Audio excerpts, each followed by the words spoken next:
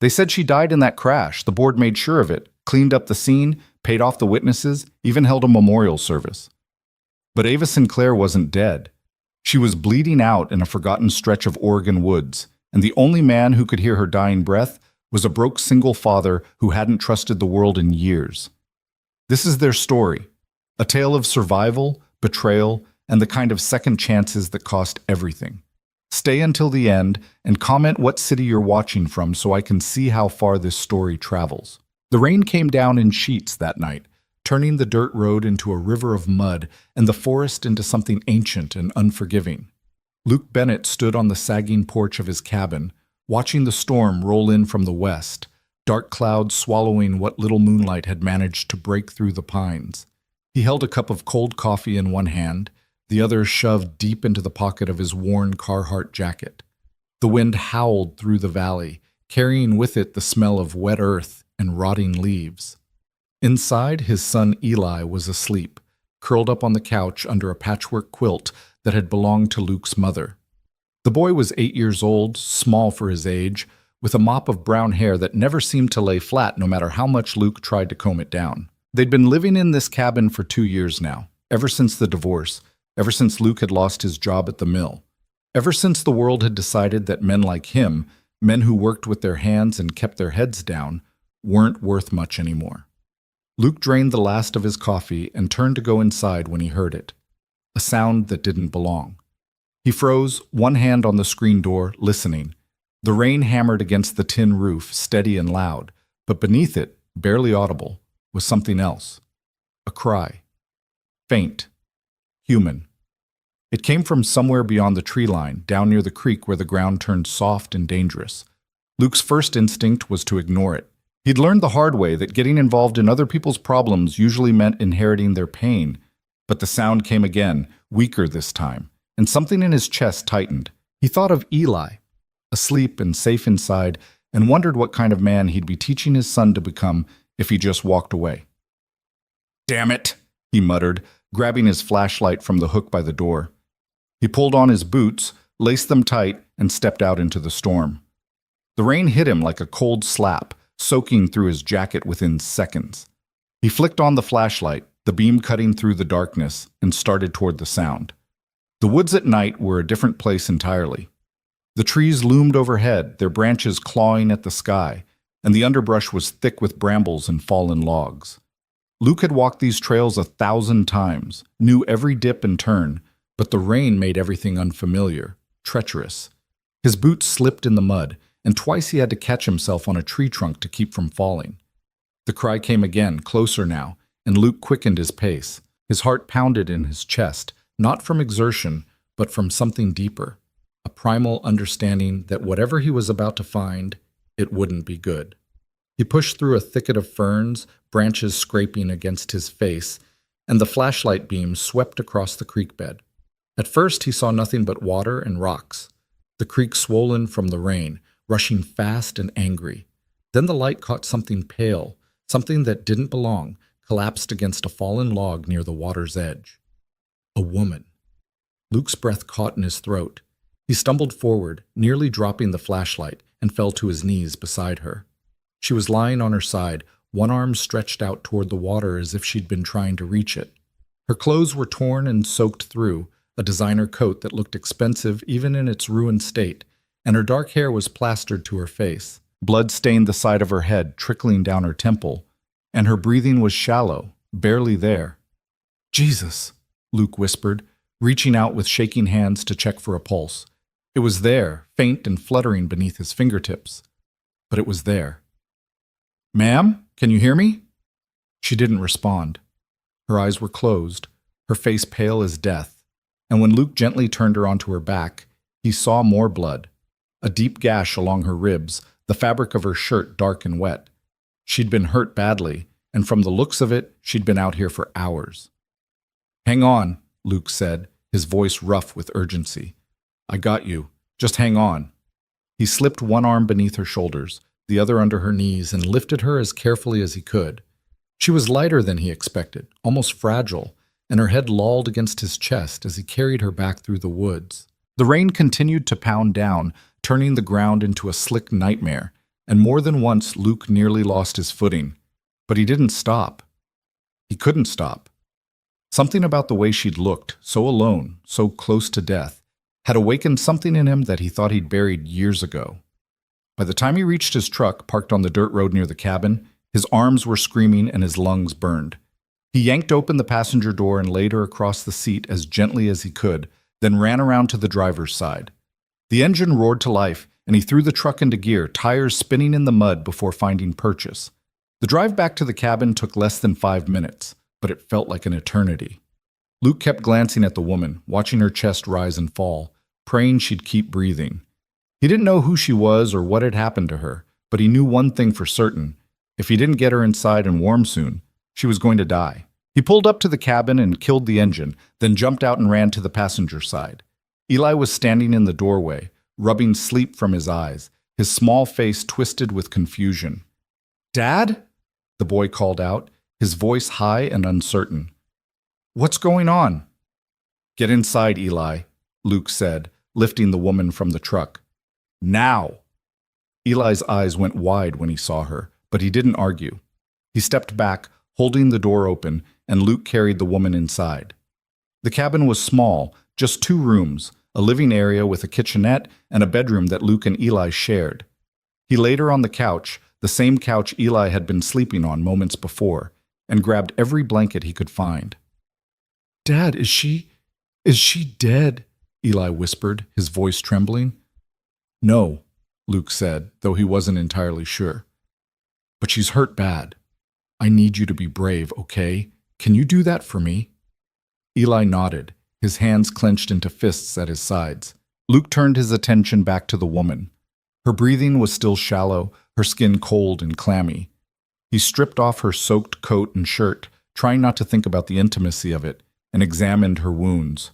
The gash on her ribs was deep, but it had mostly stopped bleeding. The head wound was worse, a jagged cut above her left eyebrow that would need stitches. He didn't have the supplies or the expertise for that, but he had clean water, bandages, and enough basic first aid knowledge to keep her alive until morning. He worked quickly, his hands steady despite the fear gnawing at his gut. He cleaned the wounds with warm water and soap, packed them with gauze, and wrapped her torso with bandages he'd salvaged from an old emergency kit. She didn't wake, didn't even flinch, and that scared him more than anything. When he was finished, he covered her with every blanket he had, then built up the fire in the wood stove until the cabin was almost too warm. Eli sat cross-legged on the floor nearby, watching in silence, his face pale. "Who is she?" Eli finally asked. "I don't know, buddy," Luke said, sinking into the armchair across from the couch. "But we're going to take care of her, okay?" "Is she going to be okay?" Luke looked at the woman, at her pale face, her shallow breathing, the way her fingers twitched slightly beneath the blankets, and didn't have an answer. "I hope so," he said. The first night was the longest. Luke didn't sleep. He sat in the armchair watching the woman's chest rise and fall, listening to the rasp of her breathing. Every few hours, he checked her pulse, adjusted her blankets, and pressed a cool cloth to her forehead. Her fever spiked around midnight, her skin burning hot to the touch, and Luke spent the next hour sponging her down with cold water, praying the fever would break. Eli had fallen asleep on the floor, wrapped in a spare blanket, his small body curled up like a comma. Luke glanced at his son and felt a pang of guilt. This wasn't the life he'd wanted for the boy, living in a rundown cabin, barely scraping by, now playing host to a dying stranger. But it was the life they had, and Luke had learned a long time ago that you didn't get to choose your circumstances. You just got to choose how you dealt with them. By dawn, the woman's fever had broken. Her breathing evened out, and some of the color returned to her face. Luke finally allowed himself to relax, leaning back in the chair and closing his eyes for just a moment. When he woke, the sun was streaming through the cabin's single window, and Eli was standing beside the couch, staring down at the woman. "She's pretty," Eli said quietly. Luke rubbed his eyes and stood, his back aching from the awkward angle he'd slept in. "Don't stare, son." "Is she awake yet?" "Not yet." But as if on cue, the woman's eyes fluttered open. She blinked slowly, her gaze unfocused, and her lips parted as if she wanted to speak but couldn't find the words. "Hey," Luke said, stepping closer. Take it easy. You're safe. Her eyes darted around the cabin, taking in the wood stove, the rough-hewn walls, the boy standing beside her, and panic flashed across her face. She tried to sit up, but Luke gently pressed a hand to her shoulder. Easy, he said again. You're hurt. You've been out for almost a day. She stared at him, her chest heaving, and Luke could see the fear in her eyes. She didn't know him, didn't know where she was. For all she knew, he was the one who'd hurt her. My name's Luke, he said, keeping his voice calm and steady. This is my son, Eli. I found you in the woods last night, near the creek. You were hurt bad. I brought you here. The woman's breathing slowed slightly, and she glanced down at her bandaged torso. Her fingers touched the gauze lightly, as if testing to see if it was real. Do you remember what happened? Luke asked. She opened her mouth, closed it, then shook her head. I don't know. I can't. There was a car. Rain. Someone chasing me. I ran. I think I crashed. Her voice was hoarse, barely above a whisper. Do you know your name? She closed her eyes, her brow furrowing in concentration. Ava. I think... Ava. Okay, Ava, Luke said. That's good. Do you remember anything else? Where you were going? Who was chasing you? She shook her head again, and tears welled up in her eyes. I don't know. I don't remember. Luke exchanged a glance with Eli, who was watching the woman with wide, solemn eyes. This was bad. If someone had been chasing her, if she'd crashed her car and ended up bleeding out in the woods, that meant trouble. The kind of trouble Luke had spent the last 2 years trying to avoid. But looking at her now, broken, scared, with nowhere else to go, he couldn't just turn her away. All right, he said. You can stay here until you're strong enough to leave. But if you remember anything at all, you tell me, okay? Ava nodded, her eyes still wet with tears. Eli, go get some water, Luke said, and his son scrambled to obey.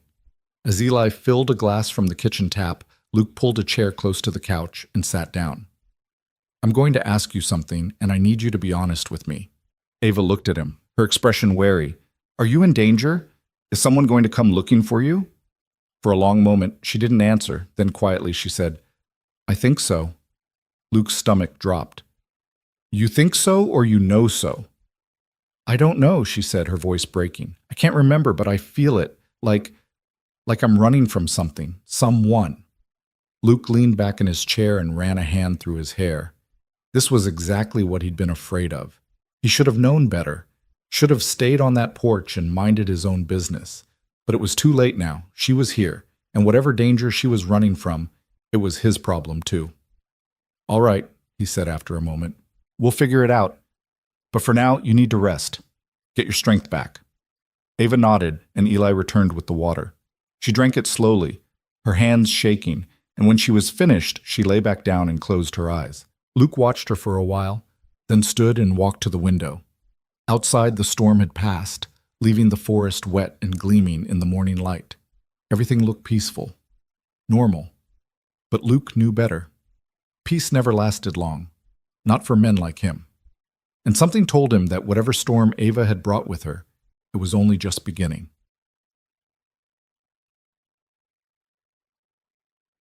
The second day passed in a strange, tense quiet. Ava slept most of the time, her body exhausted from blood loss and trauma. When she was awake, she ate the soup Luke made for her, a simple chicken broth with vegetables from the garden, and answered his questions as best she could. But her memory remained fragmented, bits and pieces that didn't quite fit together. She remembered driving, rain on the windshield, headlights in the rearview mirror getting closer, a voice on the phone, urgent, angry, then nothing, just darkness and pain. Luke didn't push her. He knew from experience that memories like that had a way of surfacing when they were ready. Forcing them only made things worse. Instead, he focused on keeping her comfortable and safe. He changed her bandages twice a day, made sure she drank plenty of water, and kept the fire going so the cabin stayed warm. Eli helped where he could, bringing her blankets and sitting beside her when she was awake, telling her stories about school in the woods and the raccoon family that lived under the porch. Ava listened, a faint smile on her lips, and Luke could see something softening in her eyes. She was scared, but she was starting to trust them. And that made Luke's chest tighten with a feeling he couldn't quite name. On the evening of the second day, Luke was outside splitting firewood when he heard a noise that made him freeze. A car engine. Distant, but getting closer. He dropped the axe and ran to the front of the cabin, peering down the dirt road. Nothing yet, but the sound was unmistakable. A vehicle coming up the mountain. "Eli!" he called, keeping his voice low but urgent. "Get inside. Now!" Eli appeared in the doorway, his face confused. "What's wrong?" "Just do what I say." The boy disappeared inside and Luke followed, his heart pounding. He found Ava awake, sitting up on the couch, her eyes wide. "Someone's coming," she whispered. "Yeah," Luke said. He moved to the window and pulled back the curtain just enough to see out. 2 black SUVs were crawling up the road, their tires crunching on gravel. "Do you know who they are?" Luke asked. Ava's face had gone pale. I don't know, but I feel like I should." The vehicle stopped about 50 yards from the cabin, and 4 men stepped out.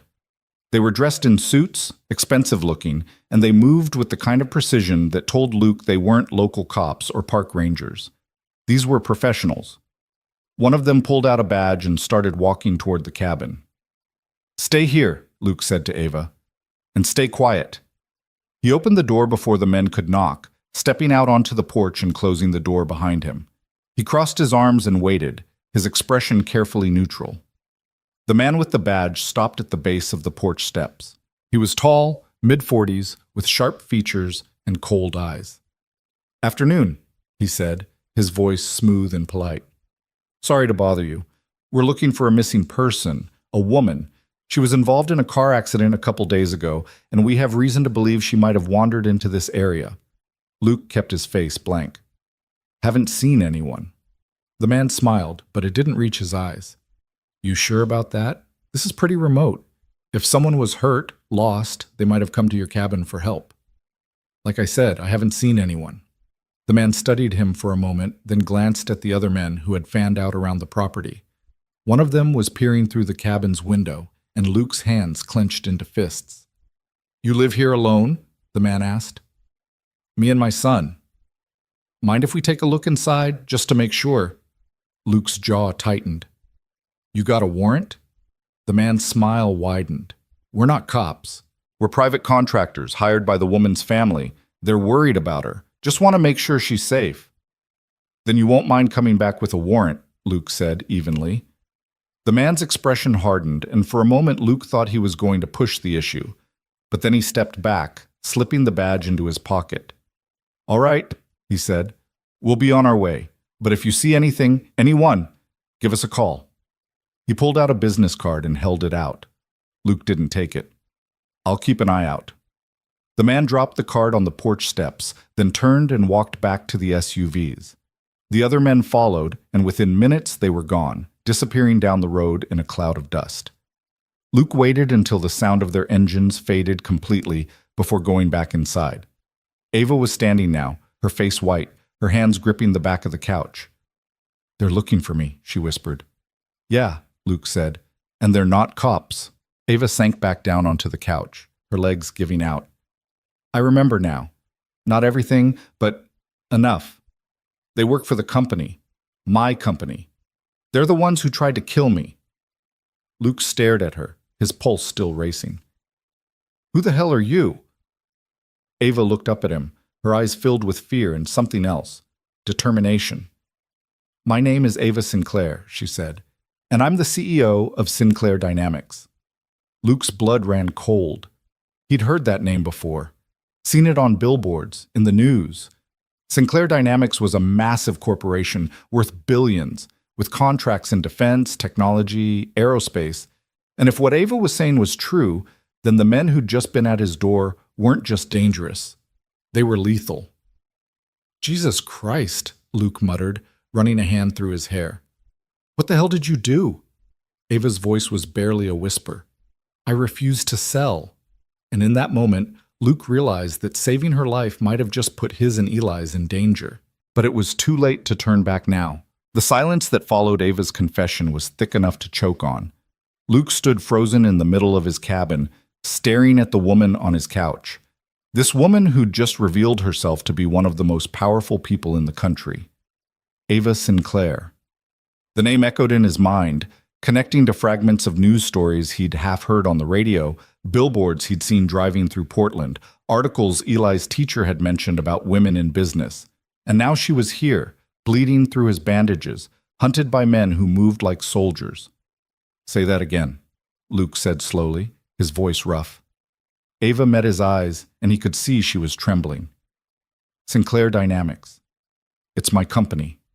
I built it from nothing, and now the board wants to take it from me." "Why?" She drew in a shaky breath, pressing one hand against her bandaged ribs. "Because I wouldn't sell our defense contracts to a foreign buyer. The board saw dollar signs, billions of them. I saw treason. We fought about it for months, and then—" She closed her eyes. "Then they decided I was the problem." Luke's mind raced, trying to process what she was telling him. "So they what? Tried to kill you? Staged a car accident?" "I think so." Ava's voice cracked. "I was driving back from a meeting in Seattle. It was late, raining. A car started following me on the highway, getting closer, forcing me off the road. I tried to lose them, but they rammed me from behind. I remember spinning, crashing through a guardrail, and then darkness. When I woke up, I was in the woods, and I knew I had to run. I knew if they found me alive, they'd finish what they started." Eli had been standing in the corner, listening with wide eyes, and now he spoke up, his voice small. "Dad, are we in trouble?" Luke looked at his son, at the fear written across his young face, and felt rage boil up inside him. This wasn't supposed to happen. They'd come to these mountains to escape trouble, to live quietly, and let the world forget about them. But somehow, trouble had found them anyway, bleeding and desperate on his doorstep. "Nobody," Luke said, forcing his voice to stay calm. "We're okay." But even as he said it, he knew it was a lie. Those men would be back. They'd seen his face, knew where he lived, and if they suspected he was hiding Ava, they'd come back with more than questions. "We need to call the police," Luke said, turning back to Ava. "Real police, FBI, whoever handles this kind of thing." "No." Ava's response was immediate and sharp. "You can't." "Why the hell not?" "Because I don't know who to trust." She stood up slowly, wincing with the effort, and Luke moved to help her, but she waved him off. "The board has connections everywhere. Politicians, law enforcement, judges. If word gets out that I'm alive before I can get somewhere safe, before I can gather evidence, they'll make sure I disappear for good. And anyone who helped me—" She looked at Eli, and her expression softened with guilt. "Anyone who helped me becomes a liability, too." Luke felt the weight of her words settle over him like a blanket of lead. He'd been a fool to bring her here, a fool to think he could play hero without consequences. But what else could he have done? Left her to die in the woods? "So what do you want me to do?" he asked, his voice tight with frustration. "Just keep you here and hope those men don't come back?" "I don't know." Ava's voice broke again, and tears spilled down her cheeks. "I don't know what to do. I can barely remember what happened. I don't have my phone, my wallet, any way to contact people I trust. All I know is that I can't let them find me. Not yet." Luke paced to the window and stared out at the darkening forest. The sun was setting behind the mountains, painting the sky in shades of orange and purple. It should have been beautiful. Instead, it just felt like time running out. "Dad?" Eli's voice pulled him back. "What are we going to do?" Luke looked at his son, then at Ava, then back out at the woods. Every instinct he had screamed at him to pack up, drive Ava into town, drop her at a hospital, and wash his hands of the whole mess. But another part of him, the part that had carried her out of those woods, that had stayed up all night making sure she kept breathing, that part couldn't walk away. "We're going to keep her safe," Luke said finally. "At least for tonight. Then we figure out a plan." Ava wiped her eyes with the back of her hand. "Thank you. I know I have no right to ask this of you." "You're right," Luke interrupted. "You don't. But I'm not going to throw you back to the wolves either." He turned to Eli. "Buddy, I need you to do something for me." Go into the bedroom and pack a bag. Clothes, your toothbrush, that book you've been reading. Just in case we need to leave in a hurry."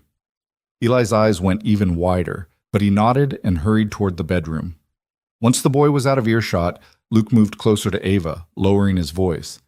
"I need you to tell me everything you remember, every detail, even if it doesn't seem important. Because if those men come back, I need to know what we're up against."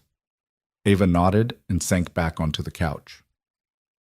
Over the next hour, as darkness fell completely outside and the cabin's single lamp cast long shadows across the walls, she told him everything she could remember.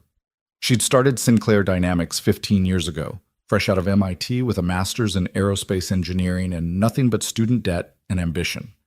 The company had begun small, consulting contracts, research grants, but Ava had a gift for innovation and an even greater gift for recognizing talent. She'd hired the best engineers, the brightest minds, and within 5 years, Sinclair Dynamics had become a major player in defense technology.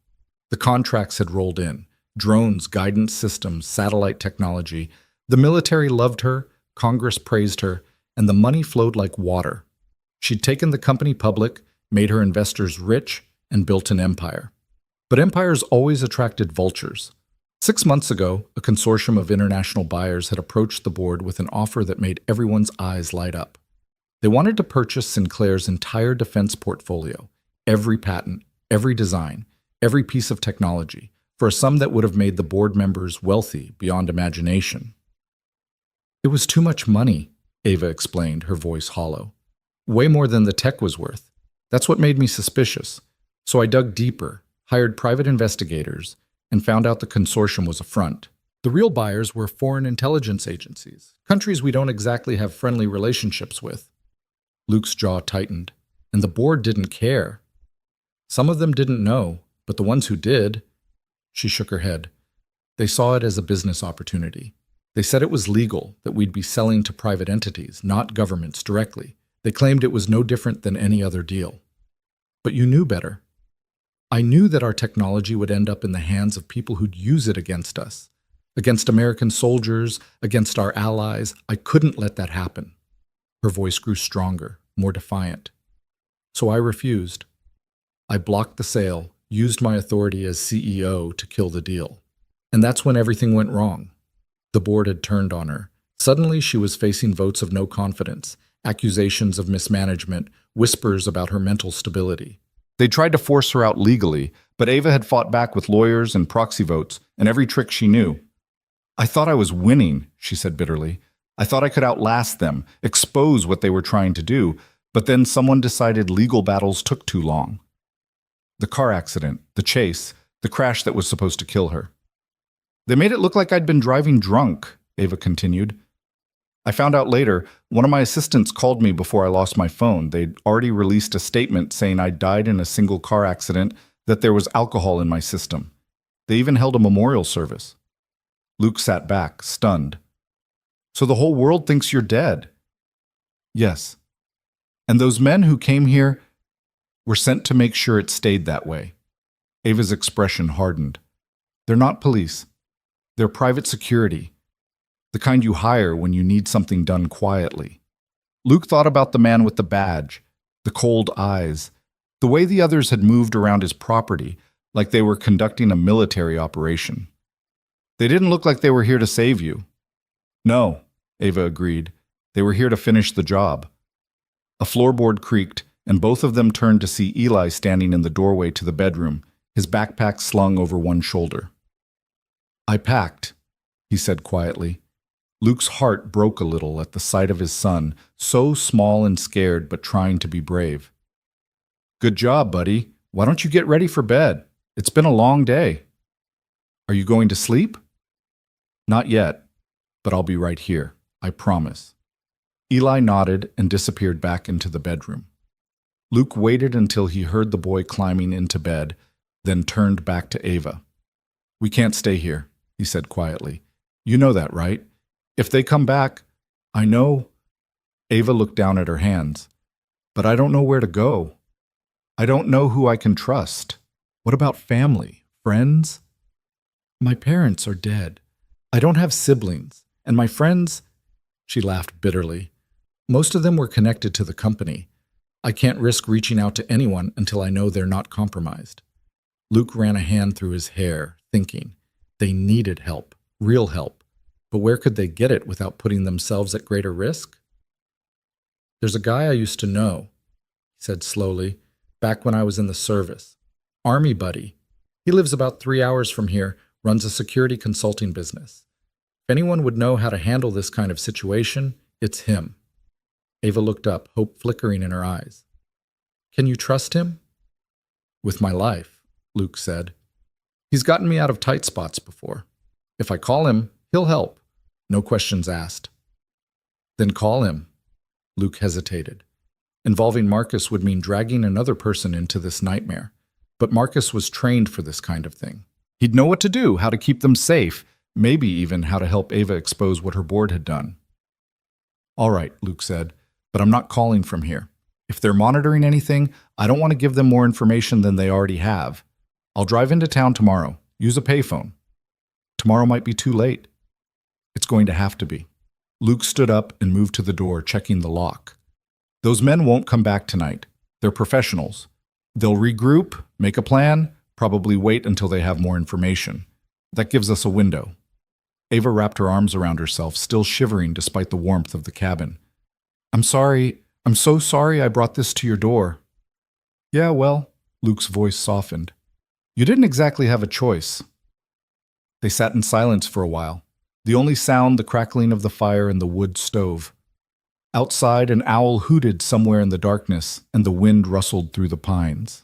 Luke thought about how peaceful this place had been before tonight, how he had actually started to believe he and Eli could build a life here away from the chaos of the world. That peace felt like a lifetime ago now. Can I ask you something? Ava said quietly.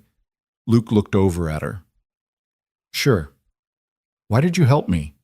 When you found me in the woods, you could have just called for help and walked away. Why didn't you? It was a good question, and Luke didn't have a simple answer. He thought about it for a moment, about the sound of her crying in the darkness, about the way she'd looked so close to death, about Eli and the kind of man Luke wanted his son to become. I guess I couldn't live with myself if I'd left you there, he said finally. My ex-wife used to say I had a savior complex. Maybe she was right. I think she was wrong. Ava's voice was soft. I think you're just a good man. Luke huffed a bitter laugh. Not many people would agree with you on that. Then they don't know you. There was something in the way she said it, in the way she looked at him, that made Luke's chest tighten. He cleared his throat and stood up, suddenly needing distance. You should get some rest, he said. I'll keep watch tonight. You need to sleep too. I'll sleep when I know we're safe. Ava started to argue, but stopped when she saw the set of his jaw. Instead, she nodded and lay back down on the couch, pulling the blankets up to her chin. Within minutes, exhaustion claimed her and she was asleep. Luke settled into the armchair by the window, his hunting rifle across his lap. He'd never been much of a soldier. His time in the army had been brief, cut short by an injury that had left him with a bum knee and a medical discharge. But he remembered enough to know how to keep watch, how to listen for sounds that didn't belong. The hours crawled by. Midnight came and went. Luke's eyes burned with fatigue, but he didn't let himself close them for more than a few seconds at a time. Every rustle of leaves outside, every snap of a branch, had him on edge. Around 2 a.m, Ava woke with a gasp, sitting bolt upright on the couch. Luke was beside her in an instant. Hey, it's okay, he said quietly. You're safe. Just a nightmare. But Ava's eyes were wide, unfocused, and she grabbed his arm with surprising strength. The files, she whispered urgently. Oh God, I just remembered. The files. What files? Before the accident, I uploaded everything to a secure server. All the evidence about the deal, the board's involvement, emails, financial records. I was planning to take it to the SEC, maybe even the FBI. But I never got the chance.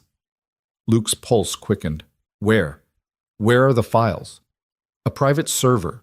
But I need a computer to access it, and the passwords. She pressed her hands to her temples. I can barely remember my own name right now. The passwords are complex, encrypted. I'd need time to piece them together. If you can access those files, could you prove what they did? Yes. Ava looked at him with something like hope in her eyes. If I can get to them, I can bring down everyone involved. But I'd need protection first. Witness protection, federal protection, something. Because the moment I go public with this, they'll come for me with everything they have. Luke thought about his friend Marcus. This was way above his pay grade, but Marcus would know people. He had contacts in law enforcement, in the intelligence community. If anyone could help Ava navigate this mess, it was him. Okay, Luke said. First thing tomorrow, I make the call. We get you somewhere safe, get you the protection you need, and then you nail these bastards. Ava nodded, some of the tension leaving her shoulders. Thank you. I mean it. Thank you. Luke squeezed her hand briefly, then returned to his post by the window. The rest of the night passed without incident, but he couldn't shake the feeling that they were sitting on borrowed time. Those men would be back. It was just a question of when. Dawn broke cold and gray, the sky heavy with the promise of more rain. Luke made coffee and breakfast, scrambled eggs and toast, while Ava and Eli ate in tired silence. The boy kept stealing glances at Ava, clearly curious but too polite to ask the 1,000 questions Luke knew were bouncing around in his head. Eli, Luke said as he cleared the plates, I need to run into town for a little while. You're going to stay here with Miss Sinclair. Can you do that? Eli nodded, though Luke could see the worry in his eyes. How long? Couple hours. Maybe less. I need you to keep the doors locked, okay? And if anyone comes by, anyone at all, you don't answer. You keep quiet and you stay hidden. Understand? Yes, sir. Luke turned to Ava. There's a shotgun in the bedroom closet, top shelf. You know how to use one? Ava hesitated, then nodded. My father taught me when I was young. I haven't touched one in years, but I remember. Good. If anyone tries to get in, you use it. Don't hesitate. Don't warn them. Just shoot. He could see the fear in her eyes, but also determination. I will. Luke pulled on his jacket and grabbed his truck keys, pausing at the door. I'll be back soon. Stay sharp. The drive into town felt longer than usual. Luke kept checking his rearview mirror, watching for any sign of a tail, but the road behind him stayed empty. The town itself was small, just a handful of shops, a gas station, and a diner that served breakfast all day. He parked near the diner and walked to the phone booth on the corner. His hands shook slightly as he fed coins into the slot and dialed Marcus's number. The phone rang 3 times before a gruff voice answered. Yeah? Marcus, it's Luke.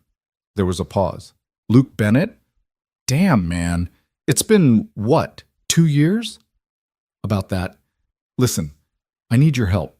Big help. Marcus's tone shifted immediately. All business. What's going on?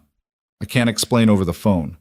But I've got someone here, someone important, and she's in serious danger, corporate hit squad type danger. I need to know how to get her into protective custody, and I need it to happen fast.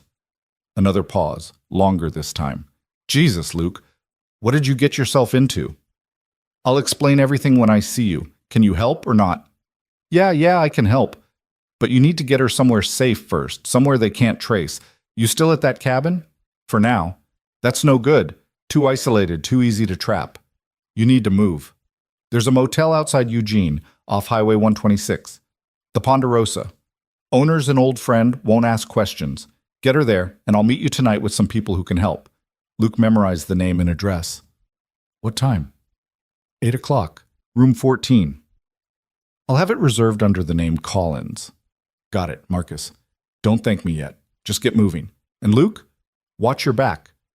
If these people are who you say they are, they won't stop until the job's done. The line went dead. Luke hung up the phone and stood there for a moment, the weight of what he was about to do settling over him. He was taking Eli away from the only home they'd known, putting them both at risk, all to help a woman he'd met 48 hours ago. But what choice did he have? Let her die? Let those men win? No. He'd made his choice the moment he carried her out of those woods. Luke climbed back into his truck and started the engine. He was halfway back to the cabin when he spotted them. 2 black SUVs, the same ones from yesterday, parked on a logging road that branched off the main highway. He slowed down, his heart pounding, and as he passed he caught a glimpse of the men inside. They were watching the road, waiting for him to come back. Luke's hands tightened on the steering wheel. They'd staked out his route, Probably figured he'd have to leave for supplies eventually, which meant they were closing in. Maybe they already knew Ava was in the cabin. Maybe they were just waiting for confirmation. Either way, time had just run out. He pressed the accelerator, taking the curves faster than he should have, and burst into the cabin 10 minutes later. Ava was standing by the window with the shotgun in her hands, and Eli was crouched behind the couch. "What happened?" Ava asked, seeing his face. "They're watching the road. We need to leave. Now." Luke grabbed his go-bag from the bedroom, threw in some extra clothes and all the cash he had, then helped Ava gather her things, which amounted to the clothes on her back and the coat he'd cleaned for her. Eli already had his backpack, his small face set with determination. "Where are we going?" Ava asked as Luke herded them toward the truck. "Somewhere safer. I've got a friend who's going to help, but we have to move fast." They piled into the truck, Luke behind the wheel, Ava in the passenger seat, and Eli in the back. Luke took a different route this time, an old fire road that wound through the mountains and eventually connected to a highway 20 miles south. It was rough going, the truck bouncing over ruts and rocks, but it would keep them off the main road. They'd been driving for about 15 minutes when Ava suddenly gasped. "Stop! Stop the truck!" Luke slammed on the brakes. "What? What is it?" Ava was staring at her hands, her breathing rapid. I remember the password, the files, I can access them, but I need a computer. Do you have one?" "At the cabin, but no, not there. Somewhere else, somewhere with internet." Luke thought fast. "There's a library in Eugene, but that's risky. It's public, lots of cameras." "It's also safe," Ava countered. "They won't expect me to walk into a public place, and libraries have private study rooms. I can get in, download the files to a thumb drive, and get out. 30 minutes, tops." Luke wanted to argue, wanted to tell her it was too dangerous, but he could see the fire in her eyes, the desperate need to fight back instead of just running. And if she really could access evidence that would expose everything, it might be their only chance to end this without spending the rest of their lives looking over their shoulders. "All right," he said, "but we do this smart. You get in, get what you need, and get out. No heroics." Ava nodded, and Luke put the truck back in gear. They drove in tense silence, every mile feeling like a countdown. When they finally reached Eugene, Luke parked 2 blocks from the library and made Ava put on a baseball cap and sunglasses he'd had in the glove box. She looked ridiculous, like someone trying very hard not to look suspicious, but it was better than nothing. "Eli, you stay in the truck with me," Luke said. "Keep your head down." "I can help." "No, you stay here. That's final." The boy slumped in his seat, disappointed but obedient. Ava climbed out of the truck, moving stiffly because of her injuries, and Luke watched her walk toward the library entrance. She disappeared inside, and then there was nothing to do but wait. The minutes crawled by. 5, 10, 15. Luke kept checking his watch, his leg bouncing with nervous energy. Eli was quiet in the back seat, staring out the window. "Dad?" the boy said after a while. "Are we going to be okay?" Luke met his son's eyes in the rearview mirror. "Yeah, buddy, we're going to be fine." "You promise?" Luke wanted to promise, wanted to tell his son that everything would work out, that they'd go back to their quiet life in the mountains and forget any of this ever happened. But he'd learned a long time ago that promises like that were just pretty lies. "I promise I'll do everything I can to keep you safe," he said instead. "That's the best I can give you." Eli nodded, seeming to understand. 20 minutes, 25.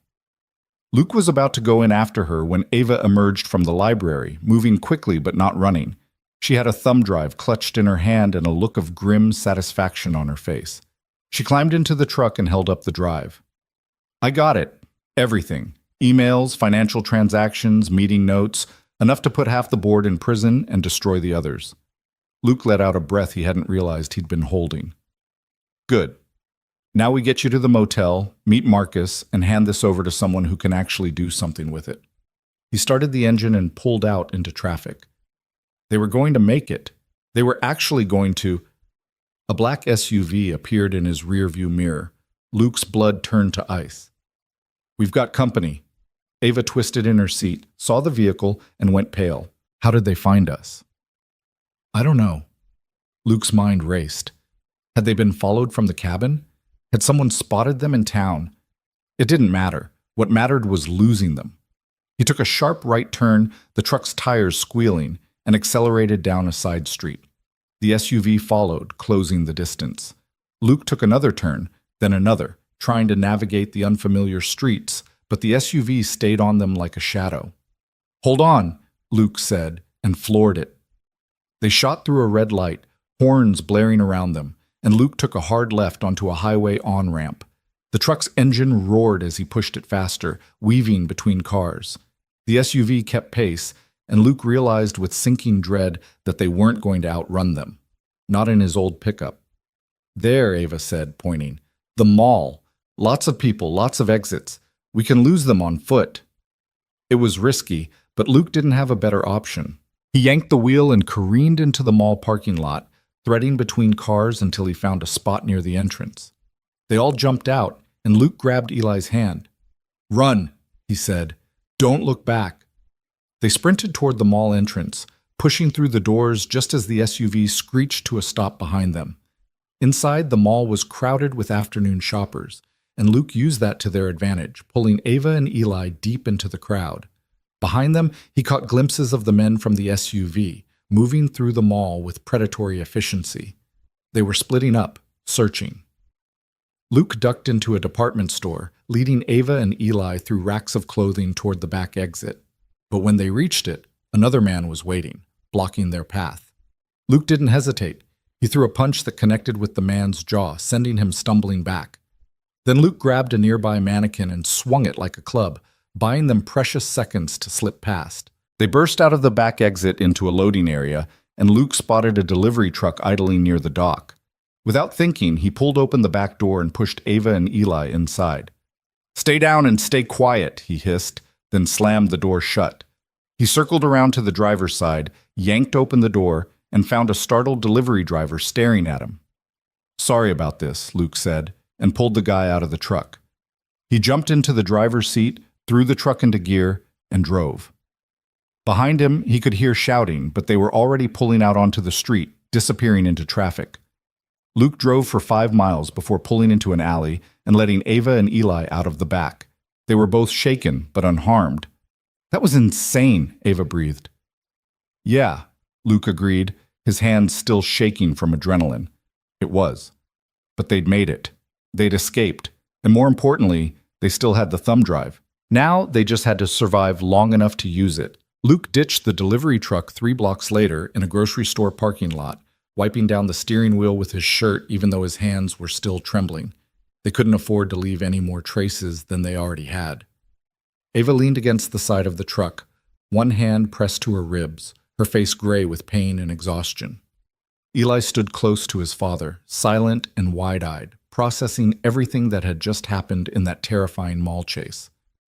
"We need another vehicle," Luke said, scanning the parking lot.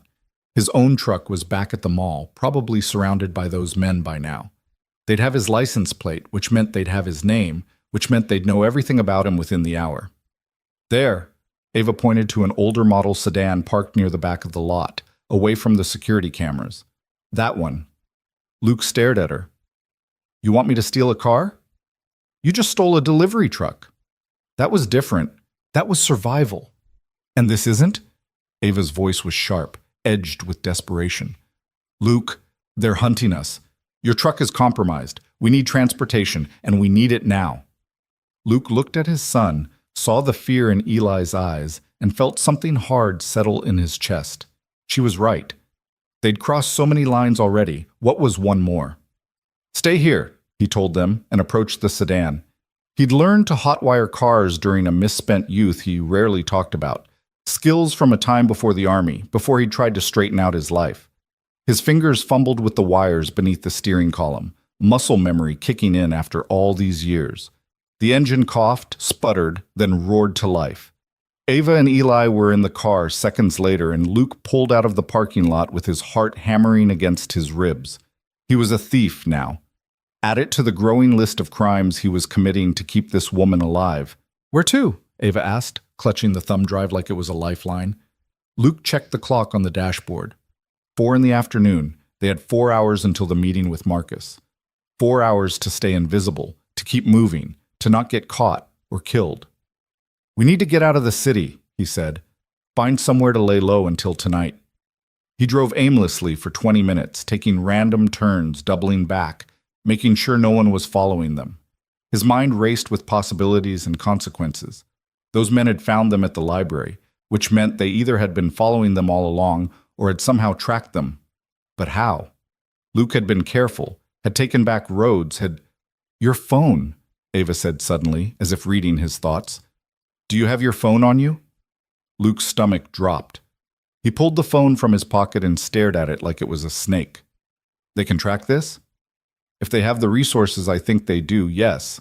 They probably pinged your location the moment you made that call this morning." Jesus.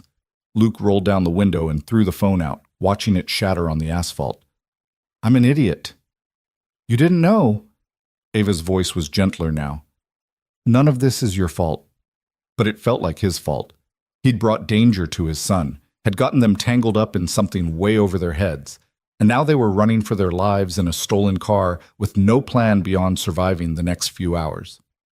They drove in silence for a while, leaving Eugene behind and heading into the rural areas beyond the city limits. The landscape shifted from suburbs to farmland, wide open fields broken up by patches of forest. Luke finally pulled off onto a dirt road that led to an abandoned farm, the kind of place that had been foreclosed on years ago and left to rot. A collapsing barn leaned dangerously to one side, and the farmhouse was little more than a skeleton of broken windows and peeling paint. "We'll wait here," Luke said, parking the car behind the barn where it couldn't be seen from the road. "It's not perfect, but it'll do." They got out, and Luke immediately checked their surroundings, his military training kicking in despite how rusty it had become. The area was quiet, isolated. No neighbors for miles. If someone found them here, they'd have nowhere to run, but the alternative was staying mobile and risking another encounter on the road.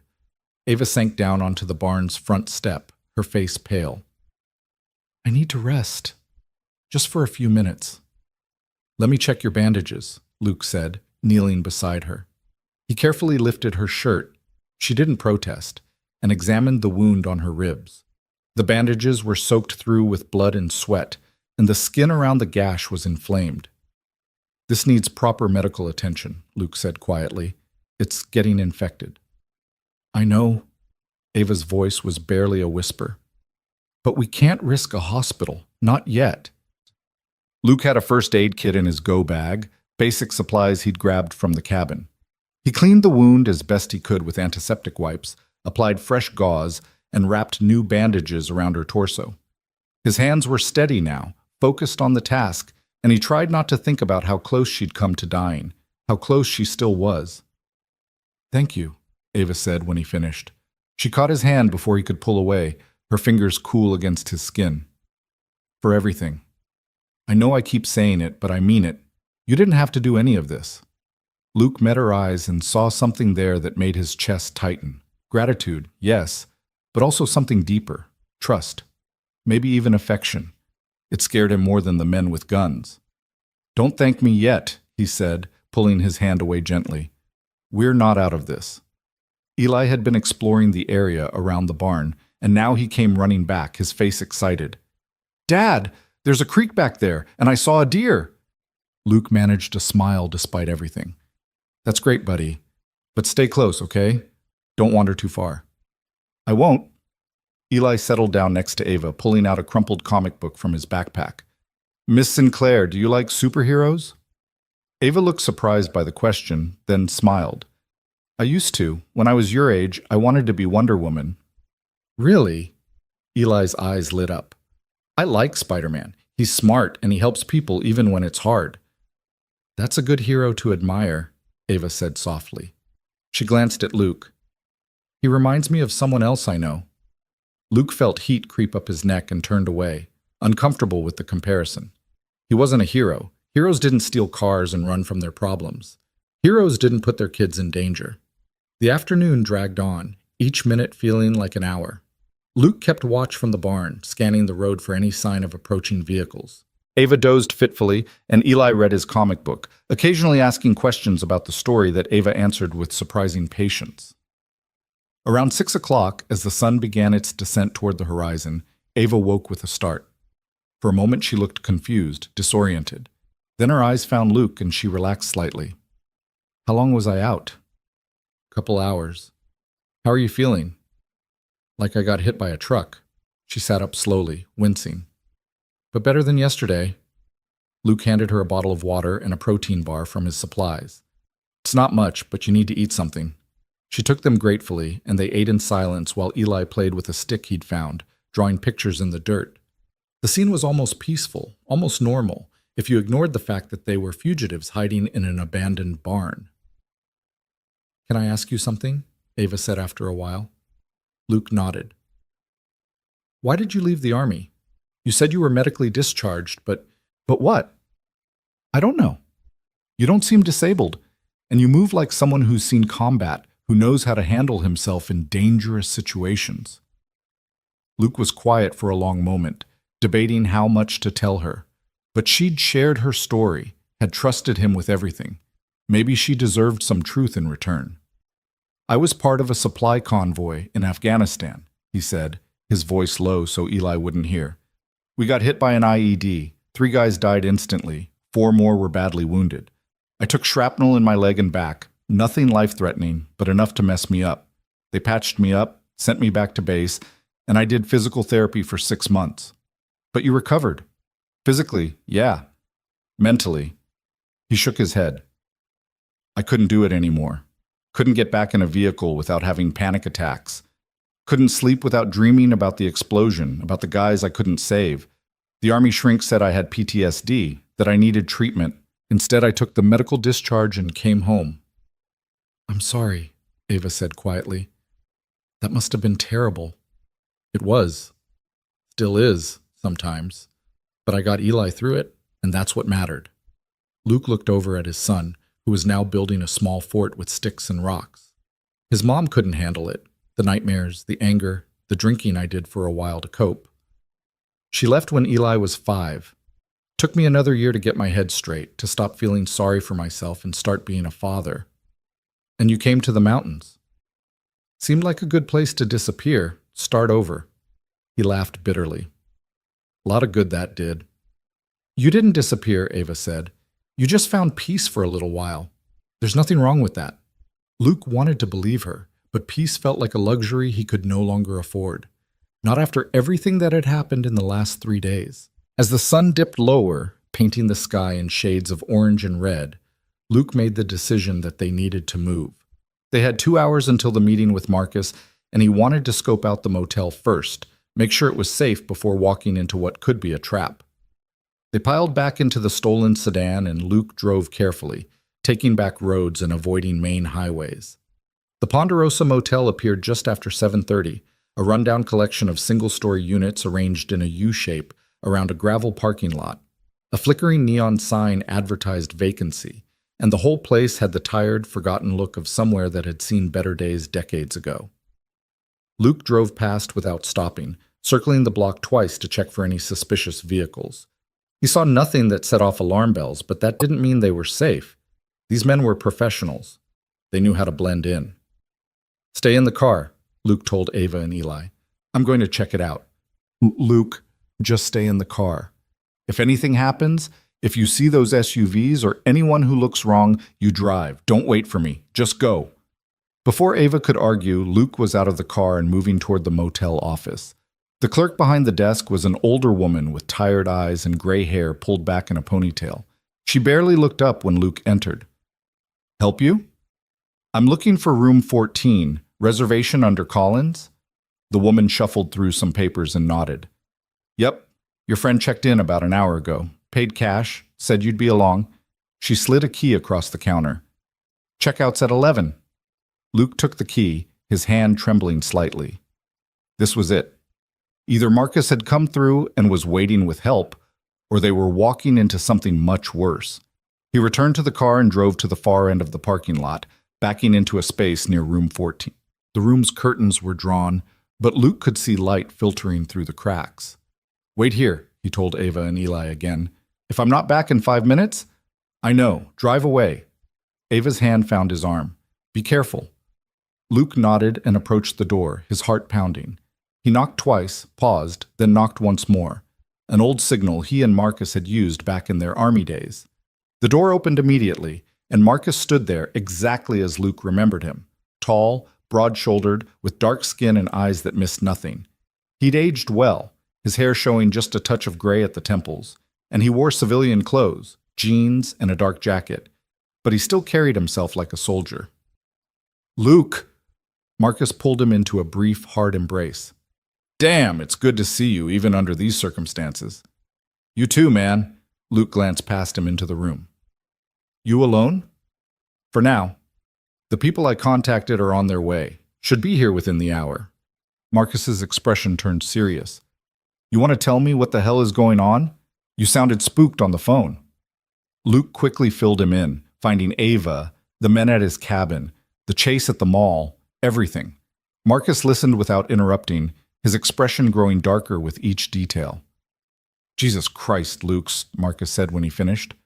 "You're telling me you've got Ava Sinclair in your car right now? The Ava Sinclair who supposedly died 3 days ago? You heard about that? It was all over the news. Single car accident, alcohol in her system, tragic loss of a brilliant businesswoman. They had her executives crying on camera and everything." Marcus shook his head. "If what you're saying is true, this is way bigger than corporate espionage. This is conspiracy to commit murder, fraud, probably treason if they were really selling defense tech to foreign governments. She has evidence. Everything on a thumb drive. But she needs protection first, witness protection or something. Can your contacts help with that?" "Maybe, but we need to be smart about this. If her board has the kind of reach you're describing, they could have people in law enforcement, in federal agencies. We can't just walk her into the nearest FBI office." "So what do we do?" Marcus thought for a moment. "There's a guy I know used to work for the Justice Department. He's retired now but still has connections. If anyone can navigate this without alerting the wrong people, it's him. But he's going to want to verify her identity first, make sure this isn't some kind of con." "It's not a con. You'll see when you meet her." "Then bring her in. Let's get this sorted." Luke returned to the car and helped Ava out. She moved slowly, still in pain, and Eli stayed close to his father's side as they crossed the parking lot. When they entered the motel room, Marcus's eyes widened slightly. "Holy hell," he breathed. "It really is you." Ava straightened despite her obvious exhaustion. "And you are?" "Marcus Reed, army buddy of Luke's. I'm here to help." He gestured to the small table where a laptop sat open. "But first I need to verify your identity. No offense, but I need to be sure." "Of course."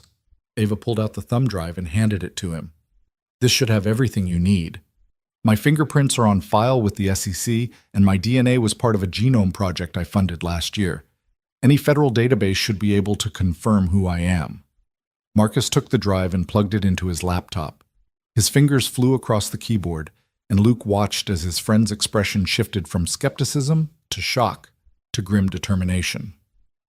This is everything," Marcus said. "Financial records, emails, recorded phone calls. You've got evidence of bribery, fraud, conspiracy. If even half of this holds up in court, you're going to destroy some very powerful people." "Well, that's the idea," Ava said quietly. "Can you get it to someone who'll actually do something with it?" "I can try. But first, we need to keep you alive long enough to testify." Marcus closed the laptop and looked at Luke. "Those men who chased you, did you get a good look at any of them?" "Not really. They moved like military, though. Private contractors, probably." "That's what I figured. Sinclair Dynamics probably hired a security firm, paid them under the table to clean up their mess." Marcus rubbed his jaw. "The good news is, if they're private contractors, they're not cops. They can't just kick down doors and arrest you. The bad news is, they don't have to follow any rules either." "So what's the plan?" Luke asked. Before Marcus could answer, headlights swept across the motel room's window. Everyone froze. Luke moved to the curtain and peered out, his blood running cold. 2 black SUVs had just pulled into the parking lot. "We've got company," Luke said, his voice tight, quick and efficient, then helped Ava through. Luke lifted Eli up and passed him to Marcus, then squeezed through himself, scraping his shoulders on the narrow frame. They emerged into an alley behind the motel, darkness closing in around them. Luke could hear car doors slamming, footsteps approaching the room they'd just fled. "This way," Marcus whispered, leading them down the alley toward a side street where his truck was parked. They moved as quickly and quietly as they could, Ava limping beside Luke, Eli clutched in Marcus's arms. They were 10 feet from the truck when a figure stepped out from behind a dumpster, blocking their path. The man raised a gun, his face cold and professional in the dim light. "That's far enough," he said. Luke's mind raced. They were trapped. The alley was narrow, no room to run. Behind them, he could hear more footsteps, the other men closing in. But Marcus didn't hesitate. He set Eli down and launched himself at the gunman in one fluid motion, years of combat training making his movements almost too fast to follow. The two men crashed to the ground, grappling for the weapon. "Run!" Marcus shouted. "Get to the truck!" Luke grabbed Eli with one hand and Ava with the other, pulling them past the fighting men. The gun went off, the sound deafening in the enclosed space, and Luke's heart stopped. But Marcus rolled away, apparently unhurt, and the gunman lay still on the ground. They reached Marcus's truck, and Luke yanked open the door, shoving Eli and Ava inside. Marcus was right behind them, breathing hard, blood on his knuckles. "Drive," he said, tossing Luke the keys. Luke didn't need to be told twice. He started the engine and floored it, tires squealing as they shot out of the side street.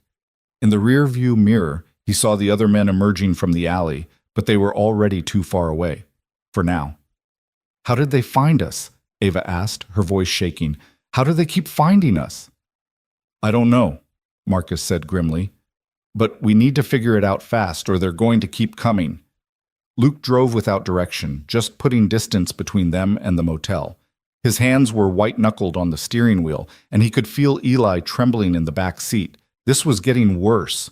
Every time they thought they'd found safety, those men appeared like ghosts. "The thumb drive," Marcus said suddenly. "Let me see it again."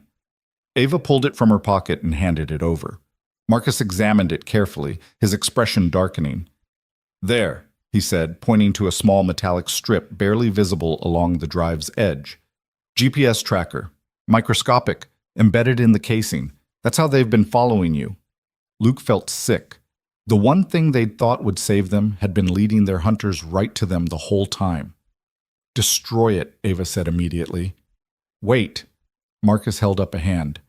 "If we destroy it without thinking this through, we lose our leverage. But if we're smart—" He trailed off, thinking. Then he smiled. "We can use this against them." "How?" Luke asked.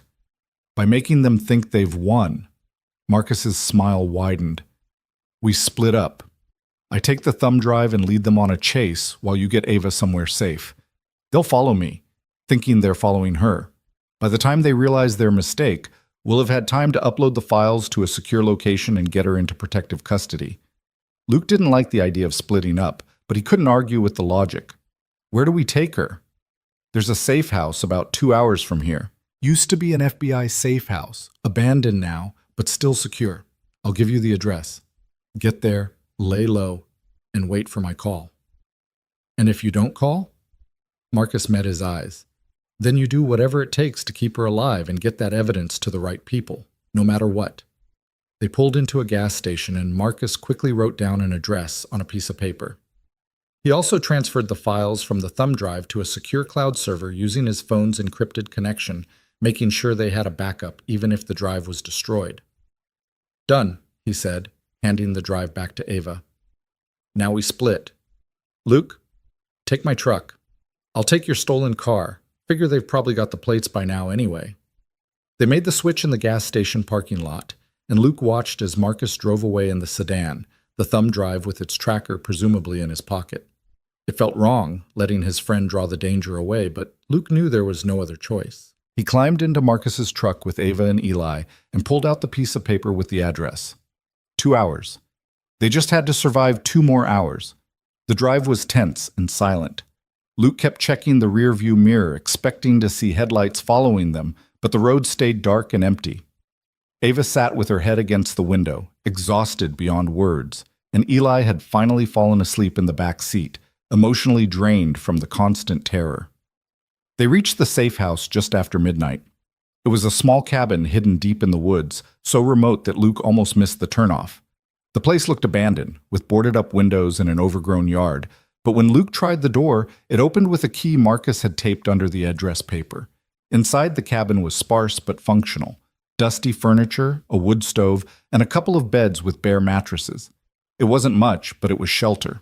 Luke carried Eli to one of the beds and laid him down gently, covering him with a blanket from the truck. The boy didn't even stir. Then he turned to Ava, who was standing in the middle of the main room, looking lost. "You should rest," Luke said quietly. "I don't think I can." She wrapped her arms around herself. "Every time I close my eyes, I see them. Those men. I keep thinking about what would have happened if Marcus hadn't been there, if you hadn't gotten us out." Luke moved closer, stopping just in front of her. "But we did get out. You're safe now." "Am I?" Ava's voice cracked. "Are any of us? They keep finding us, Luke. They keep coming. What if they find us here too?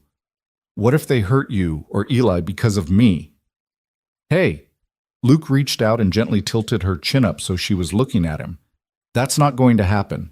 We're going to get through this. Marcus is going to lead them away. We're going to wait here until we hear from him, and then we're going to end this. You're going to testify. Those bastards are going to prison, and you're going to get your life back." "And what about you?" Ava asked, her eyes searching his face. "What about your life? What about Eli's life? You've given up everything to help me, and I don't know if I can ever repay that." "I'm not asking you to repay anything." "I know. That's what makes it worse." Tears spilled down her cheeks. "You're a good man, Luke Bennett, better than anyone I've ever known, and I've brought nothing but danger to your door." Luke felt something shift in his chest, some wall he'd built around himself after his ex-wife left starting to crumble. He saw Ava clearly now, not as the powerful CEO, not as the woman who'd disrupted his quiet life, but as someone who was scared and alone and trying desperately to do the right thing despite impossible odds. "You didn't bring danger," he said softly.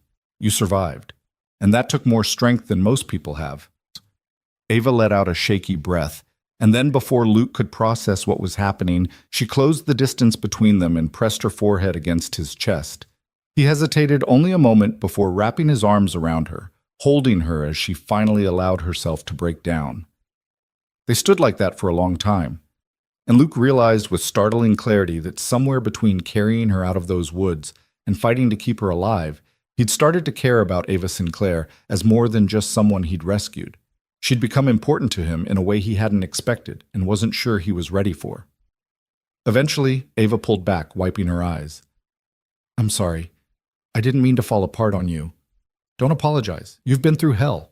She managed a weak smile. "We both have." Luke guided her to the second bed and made sure she was settled before returning to the main room. He found an old chair by the window and sat down, keeping watch the way he'd done every night since finding her. Outside, the forest was dark and silent, and somewhere out there, Marcus was leading their pursuers on a wild chase. Luke checked his watch. 12:30 in the morning. Marcus had said he'd call once he'd led the hunters far enough away. Until then, all they could do was wait. The hours crawled by. 1 o'clock, 2 o'clock. Luke's eyes burned with exhaustion, but he didn't dare sleep. At 3 in the morning, he heard Ava stirring and turned to see her sitting up in bed. "Can't sleep?" he asked quietly. "Too much adrenaline." She stood and walked over to where he sat. "Can I ask you something?" "Sure." "What are you going to do when this is over? When it's safe and you can go back to your life?" Luke thought about his cabin, about the quiet mornings watching the sun rise over the mountains, about teaching Eli to fish in the creek. That life felt like something from another world now, something that belonged to a different version of himself. "I don't know," he admitted. "I guess I haven't thought that far ahead. I've been too focused on just surviving." "When this is over," Ava said slowly, "I'm going to rebuild Sinclair Dynamics. Take it back from the people who tried to destroy it, and me. But I'm going to do it differently this time. No more trusting the wrong people. No more compromising my values for profit." "Sounds like a good plan." "I'm also going to make sure you and Eli are taken care of. The company owes you a debt I can never fully repay, but I can at least make sure you never have to worry about money again." Luke shook his head. "I don't want your money, Ava." "Then what do you want?" It was a simple question, but Luke didn't have a simple answer. What did he want? Peace, security, a life where he didn't have to constantly look over his shoulder? Or maybe something more? Something he'd seen in Ava's eyes when she looked at him. something that scared and excited him in equal measure. Before he could answer, his phone, Marcus's phone, which he'd been using, buzzed with a text message. Luke's heart jumped as he read it. Led them to the coast. They took the bait. You're clear for now. Getting evidence to my contact at DOJ. Stay put until you hear from me. Stay safe, brother. Luke let out a breath he'd been holding for hours. Marcus had done it. They were safe, at least for now. He showed the message to Ava, and the relief on her face was palpable. It's working. It's actually working. Yeah, Luke said, allowing himself to feel a glimmer of hope. Maybe we're going to make it through this after all. Ava reached out and took his hand, squeezing gently. Thank you for everything. Luke squeezed back, and in that moment, sitting in a dusty safe house in the middle of nowhere with dawn still hours away, he felt something he hadn't felt in years. He felt like maybe, just maybe, things were going to be okay. Dawn broke cold and gray over the safe house, filtering through gaps in the boarded windows and painting thin lines of pale light across the dusty floor. Luke hadn't slept at all, his body running on nothing but adrenaline and coffee he'd found in Marcus's truck, stale and bitter, but necessary. Ava had dozed off around 4 a.m, her breathing finally evening out into something close to peaceful, and Eli remained curled up on the other bed, one small hand tucked beneath his cheek. Luke stood by the window, watching the forest come alive with morning sounds, birds calling, branches creaking in the wind, the distant rustle of some animal moving through the underbrush. It all seemed so normal, so removed from the nightmare they'd been living. But he knew better than to trust the quiet. The quiet was when danger liked to strike. His phone buzzed again, making him jump. Another message from Marcus. Contact received the files. Authentic and damning. They're moving fast. Federal prosecutor wants to meet with Ava today. Can you get to Portland by noon? Luke stared at the message, his heart pounding. This was it. This was what they'd been fighting for, bleeding for, running for, a chance to end it. He texted back quickly. Where? The response came almost immediately. Federal Courthouse, downtown Portland, side entrance on 3rd Avenue. My contact will meet you there. His name is Robert Chen. Former Justice Department, now works as a consultant on cases like this. You can trust him. Luke typed out one more question. What about the men hunting us? Marcus's reply took longer this time. Still chasing ghosts on the coast. But they'll figure it out eventually. You need to move fast. Get her to Chen, get her statement on record, and get federal protection in place before they regroup. Clock's ticking. Luke pocketed the phone and turned to find Ava awake, watching him from the bed. Her hair was tangled, her face still pale, but there was a new determination in her eyes. That was Marcus? She asked. Yeah, he got the files to his contact. They want to meet with you today. Portland, noon. Ava sat up slowly, pressing a hand to her bandaged ribs. Then we should go. Are you sure you're up for this? You're still hurt, still healing. I don't have a choice. She stood, swaying slightly before catching her balance. If I don't do this now, while we have the chance, we might not get another opportunity. They'll regroup, they'll figure out Marcus's trick, and they'll come at us even harder. Luke knew she was right, but that didn't make it easier to accept. He'd seen what the stress and physical toll had done to her over the past few days. She was running on fumes, held together by little more than willpower and bandages. All right, he said finally. But we do this smart. We take back roads, we stay alert, and at the first sign of trouble, we abort and find another way. Agreed. Eli stirred then, blinking awake and sitting up with confusion written across his young face. Dad? Where are we? Safe house, buddy. We're safe. Luke moved to his son's side and ruffled his hair. But we need to get moving again. How are you feeling? Tired, Eli yawned. And hungry? I know. We'll get you some food soon, I promise. Luke helped the boy up and made sure he had his shoes on. They had to travel light, move fast, and pray that luck was finally on their side. They left the safe house just after 7 a.m, piling into Marcus's truck with Luke behind the wheel. The drive to Portland would take roughly 2.5 hours if they took the highway, longer if they stuck to back roads. Luke chose back roads, winding through small towns and farmland, places where black SUVs would stand out like sore thumbs. Ava sat in the passenger seat, quiet and withdrawn, staring out at the passing landscape. Luke could see the wheels turning in her mind, probably rehearsing what she'd say to the prosecutor, running through the evidence, preparing for the fight of her life. "What happens after you testify?" Luke asked, breaking the silence. Ava glanced at him. "Assuming they believe me and move forward with prosecution, I'll be placed in protective custody until the trial. Could be weeks, could be months. The board members will be arrested, assets frozen. The company will be in chaos. And then? And then I rebuild. Or I walk away and let someone else rebuild." She sighed.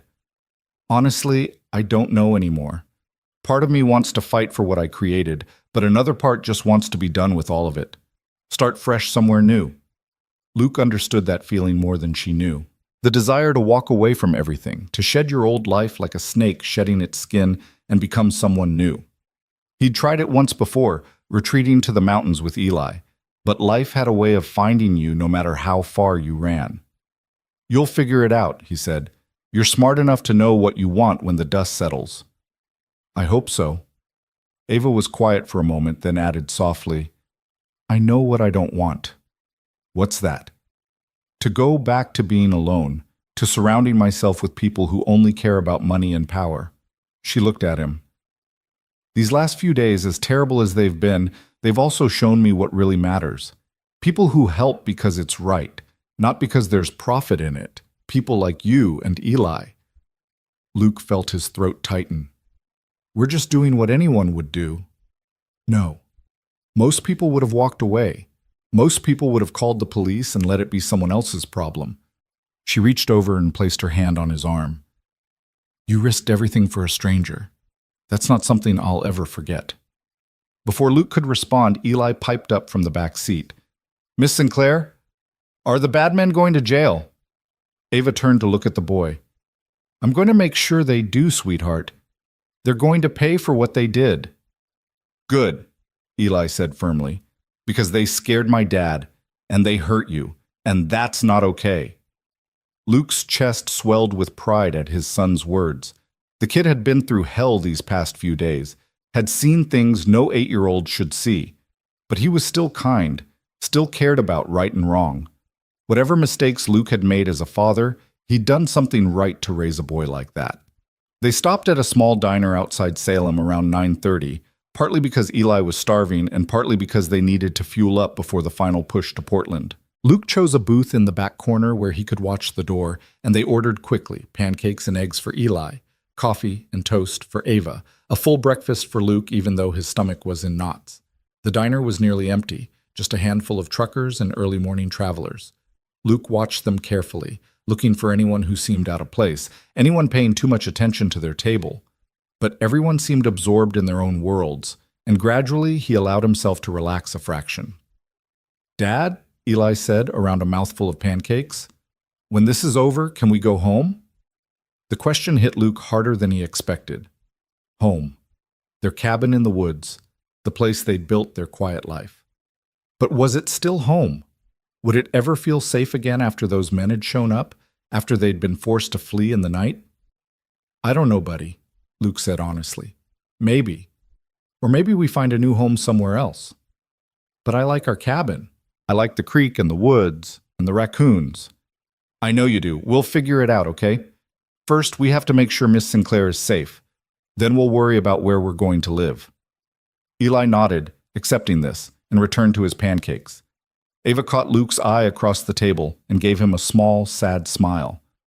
She understood what he wasn't saying, that his home, his sanctuary, had been compromised because of her, that he and Eli might never be able to go back.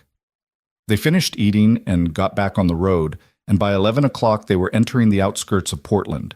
The city rose up around them, all glass and steel and concrete, a far cry from the mountains and forests they'd been hiding in. Luke felt exposed here, vulnerable, too many people, too many places for danger to hide. He navigated downtown carefully, following the GPS on Marcus's phone to the federal courthouse. It was an imposing building, all marble columns and heavy doors, the kind of place that was supposed to represent justice and order. Luke hoped it lived up to that promise. He parked a block away, not wanting to pull right up to the courthouse in case they were being watched. They walked the remaining distance, Luke keeping Eli close and scanning their surroundings constantly. Ava moved stiffly beside him, each step clearly causing her pain, but she didn't complain. The side entrance on 3rd Avenue was less grand than the main entrance, just a plain door with a security panel. Luke pressed the buzzer and waited, his heart hammering in his chest. A voice crackled through the intercom. "Can I help you?" "We're here to see Robert Chen," Luke said. "Marcus Reed sent us." There was a pause, then the door clicked open. "3rd floor, room 312. They entered a narrow hallway with fluorescent lights and linoleum floors, very different from the courthouse's grand public spaces. An elevator took them to the 3rd floor, and Luke found room 312 at the end of another bland hallway. He knocked, and the door opened immediately. The man standing there was in his 50s, Asian American, with graying hair and sharp, intelligent eyes behind wire-rimmed glasses. He wore a suit, but no tie, and his expression was both cautious and curious.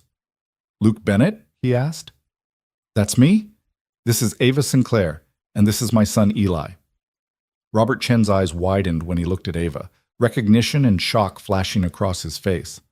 "My God, Marcus said it was really you, but I had to see it to believe it." He stepped back, opening the door wider. "Please, come in, quickly." They entered a small conference room with a table, several chairs, and not much else.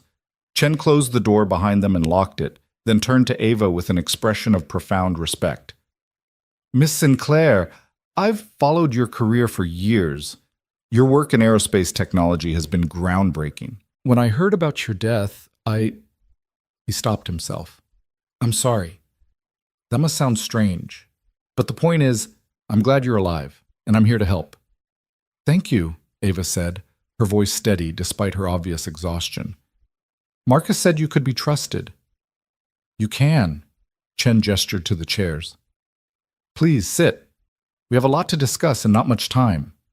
They all sat, and Chen pulled out a laptop and a legal pad. "First, I need to verify your identity beyond any doubt.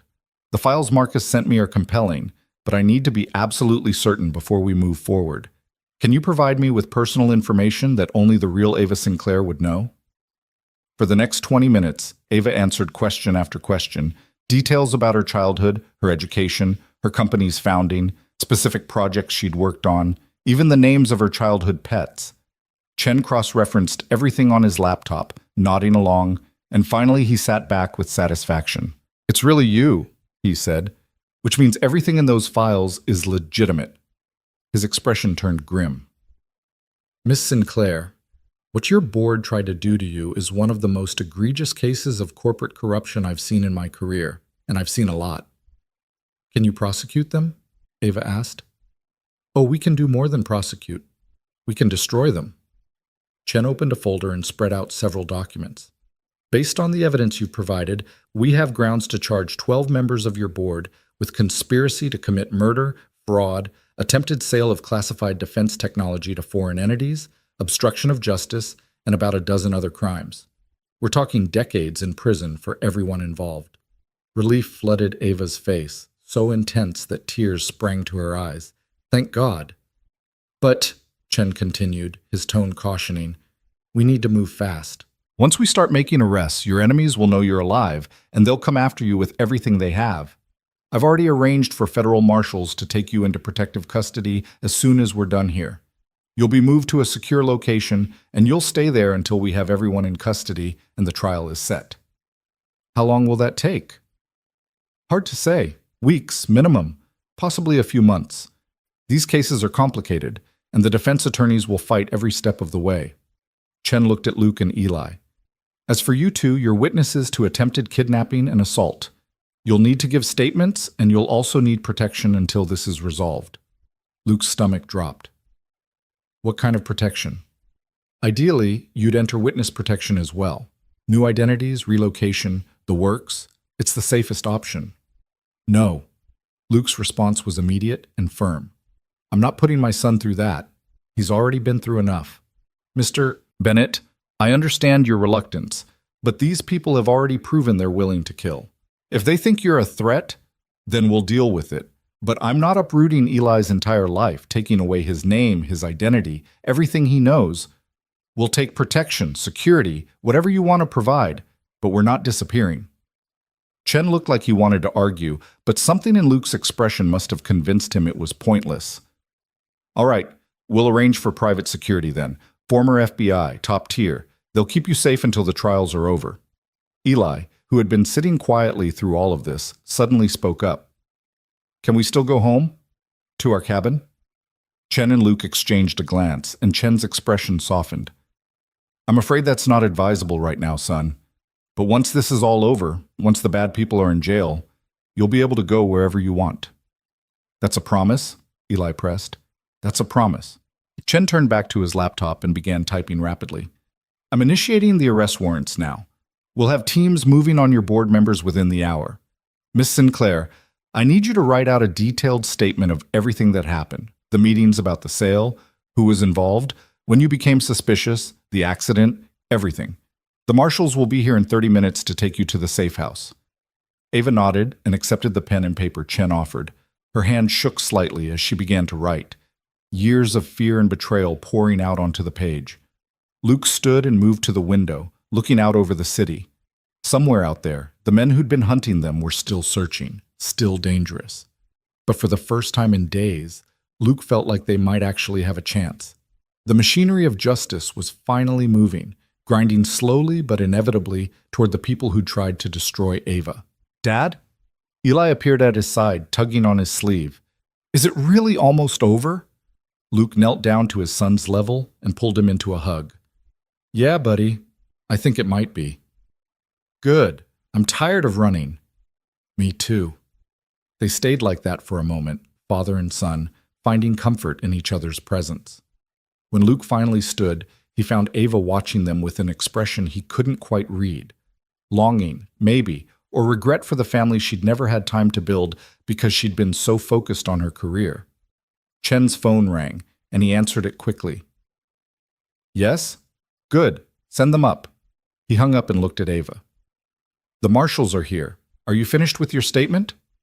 Ava signed the bottom of the page and handed it over. It's done. There was a knock at the door, and Chen opened it to reveal 2 U.S. Marshals, a man and a woman, both in their 40s, both with the kind of hard, competent look that came from years of protecting witnesses. They introduced themselves as Marshals Davidson and Torres. Miss Sinclair, Davidson said, his voice professional but kind. We're here to take you somewhere safe. We need to leave now. Ava stood, and for a moment she just looked at Luke, her eyes full of things she couldn't say. Then she crossed the room and took his hand. Thank you, she said quietly, for what felt like the 100th time. For saving my life, for protecting me, for believing me when you had no reason to. You don't have to thank me, Luke said, his voice rough. Yes, I do. She squeezed his hand tighter. I wish we'd met under different circumstances. I wish I could have gotten to know you and Eli without all of this chaos and danger. Maybe when it's over, you still can. Something flickered in Ava's eyes. Hope, possibility. But before she could respond, Marshal Torres cleared her throat. Ma'am, we really need to go. Ava nodded and released Luke's hand. She crouched down in front of Eli and smiled. You take care of your dad, okay? He's one of the good ones. I know, Eli said seriously. Are you going to be okay? I am now. Thanks to you two. She stood and looked at Luke one more time. I'll see you at the trial? I'll be there. Then the marshals were leading her away, and Luke watched her disappear down the hallway, feeling like something important had just walked out of his life. Chen was talking to him about security arrangements and safe houses, but Luke barely heard him. His mind was still on Ava, on the way she'd looked at him, on the possibilities that had opened up between them despite the impossible circumstances. Mr. Bennett? Chen's voice cut through his thoughts. Are you listening? Sorry, what were you saying? I was saying that I've arranged for you and your son to stay at a hotel downtown while we work on getting you a security detail. It's not ideal, but it's the best I can do on short notice. You'll check in under false names, and there will be plainclothes officers in the lobby and on your floor. How long do we have to stay there? Until we've made all the arrests and we're confident there's no immediate threat. A few days, most likely. Maybe a week. Luke nodded, though the thought of being cooped up in a hotel room for a week made his skin crawl. But it was better than being dead. Chen handed him a folder with hotel information, contact numbers, and instructions. One more thing. The news is going to break within hours that Ava Sinclair is alive. Once that happens, the media is going to go insane trying to find her, trying to find you. Don't talk to reporters.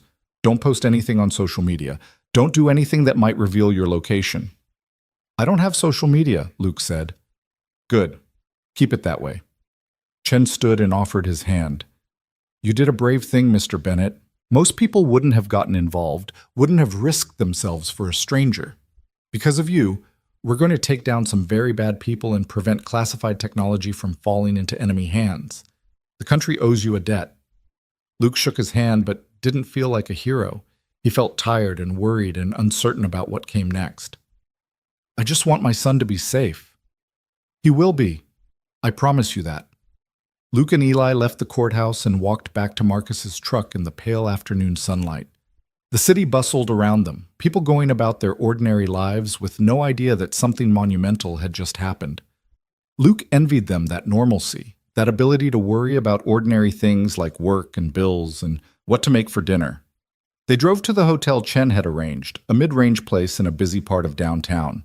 Luke checked in under the name Collins, the same fake name Marcus had used at the Ponderosa Motel, and they took the elevator to the 7th floor. The room was standard and anonymous. 2 double beds, a small TV, a bathroom with industrial soap. It felt wrong after days of running, like they should still be moving, still be watching over their shoulders. But for now, they were safe. Eli immediately flopped onto one of the beds and turned on the TV, flipping through channels until he found cartoons. Luke sat on the other bed and pulled out Marcus's phone, checking for messages. There was one from Marcus himself, sent an hour ago, heard from Chen. You made it. Good work. I'm still on the coast, but heading back your way. Should be there by tomorrow. Keep your head down. Luke texted back a quick thanks, then set the phone aside and lay back on the bed, staring at the ceiling. His body ached from days of stress and little sleep. His mind was racing with everything that had happened, and his heart felt strangely empty now that Ava was gone. He'd known her for less than a week, had spent most of that time either patching up her wounds or running for their lives, but somehow in those brief, intense days, she'd become important to him. He'd seen her strength, her determination, her vulnerability. He'd held her when she cried and fought beside her when she was in danger, and now she was gone, tucked away in some federal safe house where he couldn't reach her, couldn't protect her. Dad? Eli's voice broke through his thoughts. Are you okay? Luke turned his head to look at his son. Yeah, buddy, just tired. Do you think we'll see Miss Sinclair again? I don't know, maybe. I hope so. I liked her. Luke smiled despite everything. Yeah, I liked her too. They ordered room service for dinner, burgers and fries for Eli, a sandwich for Luke that he barely touched. As night fell over Portland, Luke stood by the window and watched the city lights come on one by one, thinking about everything they'd been through, everything they'd survived. Around 8 o'clock, Chen called with an update. We've arrested 6 board members so far. The others are being picked up as we speak. It's all over the news. Ava Sinclair alive, massive corporate conspiracy exposed. The media is going crazy. What about the men who are hunting us? We've identified them as employees of a private security firm called Blackstone Solutions. Federal agents raided their offices 2 hours ago and arrested the company's CEO along with the team that was assigned to your case. They're being charged as accessories to attempted murder. Relief flooded through Luke. So it's really over. The immediate danger is over, yes, but the legal process is just beginning. We'll need your testimony, probably multiple times. And there's still a chance someone connected to the board might try something desperate before we get them all behind bars. That's why we have protection. Exactly. But Mr. Bennett, I want you to understand something. What you did, what you risked, it matters. Ava Sinclair is alive because of you. Justice is being served because of you. That's not nothing. After Chen hung up, Luke turned on the TV and found a news channel. Sure enough, Ava's story was dominating the coverage. Her photo, a professional headshot from before the accident, filled the screen while an anchor breathlessly reported on her miraculous survival and the shocking revelations about her company's board. In a stunning development, Ava Sinclair, the CEO of Sinclair Dynamics, who was reported dead 5 days ago, has been revealed to be alive and in federal protective custody. Sources say Sinclair uncovered a plot by her own board members to sell classified defense technology to foreign buyers, and that the board attempted to have her killed when she refused to cooperate. Federal agents have made multiple arrests and more are expected in the coming days. This story is still developing and we'll bring you updates as we have them. Luke watched for a few minutes, then turned it off. He didn't need to see it play out on TV. He'd lived it, breathed it, nearly died for it. Eli had fallen asleep again, exhausted by the emotional toll of the day. Luke pulled a blanket over his son and then lay down on his own bed, finally allowing himself to close his eyes. For the first time in days, he slept without nightmares. He woke to his phone buzzing on the nightstand. Disoriented, he grabbed it and saw it was just after midnight. The message was from an unknown number. "Luke, it's Ava. They gave me a secured phone. I just wanted to make sure you and Eli made it to the hotel safely. Chen told me about the arrests. I can barely believe it's really happening." Luke sat up, his heart suddenly pounding. He typed back quickly. "We're safe. Saw the news. You're famous all over again." Her response came almost immediately. "Famous for almost getting killed. Not exactly how I wanted to make headlines, but at least the truth is out. How's Eli?" "Sleeping. He's okay. Scared, but okay. He asked about you earlier." There was a longer pause before her next message appeared. "Tell him I asked about him too. And Luke, I know this is complicated, but when all of this is over, when the trials are done and I have my life back, I'd like to see you again. Both of you, if you're willing." Luke stared at the message, his chest tight.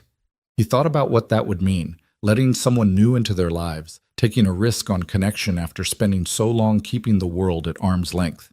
It scared him, but it also felt right in a way nothing had felt right in years. He typed back slowly. "I'd like that too. Take care of yourself, Ava. You too. And Luke, thank you for everything.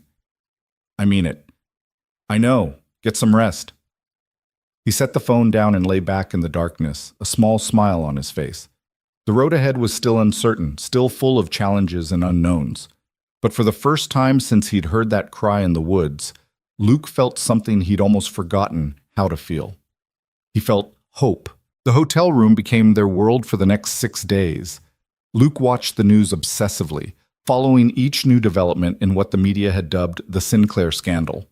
More arrests were made, 14 board members in total, along with executives from Blackstone Solutions and several foreign intermediaries who had been facilitating the illegal sale. The story dominated every news cycle, with talking heads dissecting corporate corruption and questioning how such a conspiracy could have gone undetected for so long. Ava's face was everywhere. Journalists dug up old interviews, analyzed her career trajectory, debated whether she'd been naive or heroic for refusing to cooperate with her board. Some painted her as a victim, others as a crusader. Luke thought both descriptions missed the mark. She was simply a woman who'd refused to compromise her principles, even when it nearly cost her everything. Marcus showed up on the 3rd day, looking tired but satisfied. He brought groceries, clean clothes, and news that the federal prosecutors were building an airtight case. The evidence Ava had compiled was even more damaging than they'd initially thought. Emails discussing not just the sale, but also plans to eliminate her if she continued to be a problem. Financial records showing payments to Blackstone Solutions for what was euphemistically termed security consultation, and recordings of board meetings where members openly discussed treason as if it were just another line item on a quarterly report. "They're going to throw everything they've got at these people," Marcus said, sitting on the edge of Luke's bed while Eli played with a handheld game Marcus had brought him. "Multiple federal agencies are involved now: FBI, SEC, Department of Defense. This is bigger than corporate fraud. This is a matter of national security." "And Ava?" Luke asked. "How's she holding up?" Marcus gave him a knowing look. "She's fine. Frustrated about being cooped up, worried about her company, but fine. She asks about you every time Chen calls with an update." Luke felt heat creep up his neck. "It's not like that." "Sure it's not. Marcus grinned. Luke, I've known you for 15 years. I've never seen you look at anyone the way you looked at her in that motel room. And I saw how she looked at you, too. There's something there. There's gratitude, trauma bonding, that's all. If you say so. Marcus didn't push it further, but his smile suggested he knew better. Anyway, Chen wants you to come in tomorrow for a formal deposition. They need your testimony on record, what you saw at your cabin, the chase at the mall, everything. It'll take a few hours, but it's necessary for building the case. The next morning, Luke and Eli were driven to the federal building in an unmarked car with two plainclothes marshals. The deposition was held in a secure conference room with Chen, two assistant prosecutors, and a court reporter. For 3 hours, Luke recounted everything that had happened, from the moment he'd heard Ava's cry in the woods to the moment he'd handed her over to the marshals. The prosecutors asked detailed questions, had him clarify timelines, identify people from photographs of the Blackstone team. It was exhausting, reliving all of it, but Luke forced himself to be precise and thorough. These people needed his testimony to put monsters behind bars. He owed them that much. He owed Ava that much. When it was finally over, Chen walked him out to the waiting area where Eli sat reading a comic book under the watchful eye of a marshal.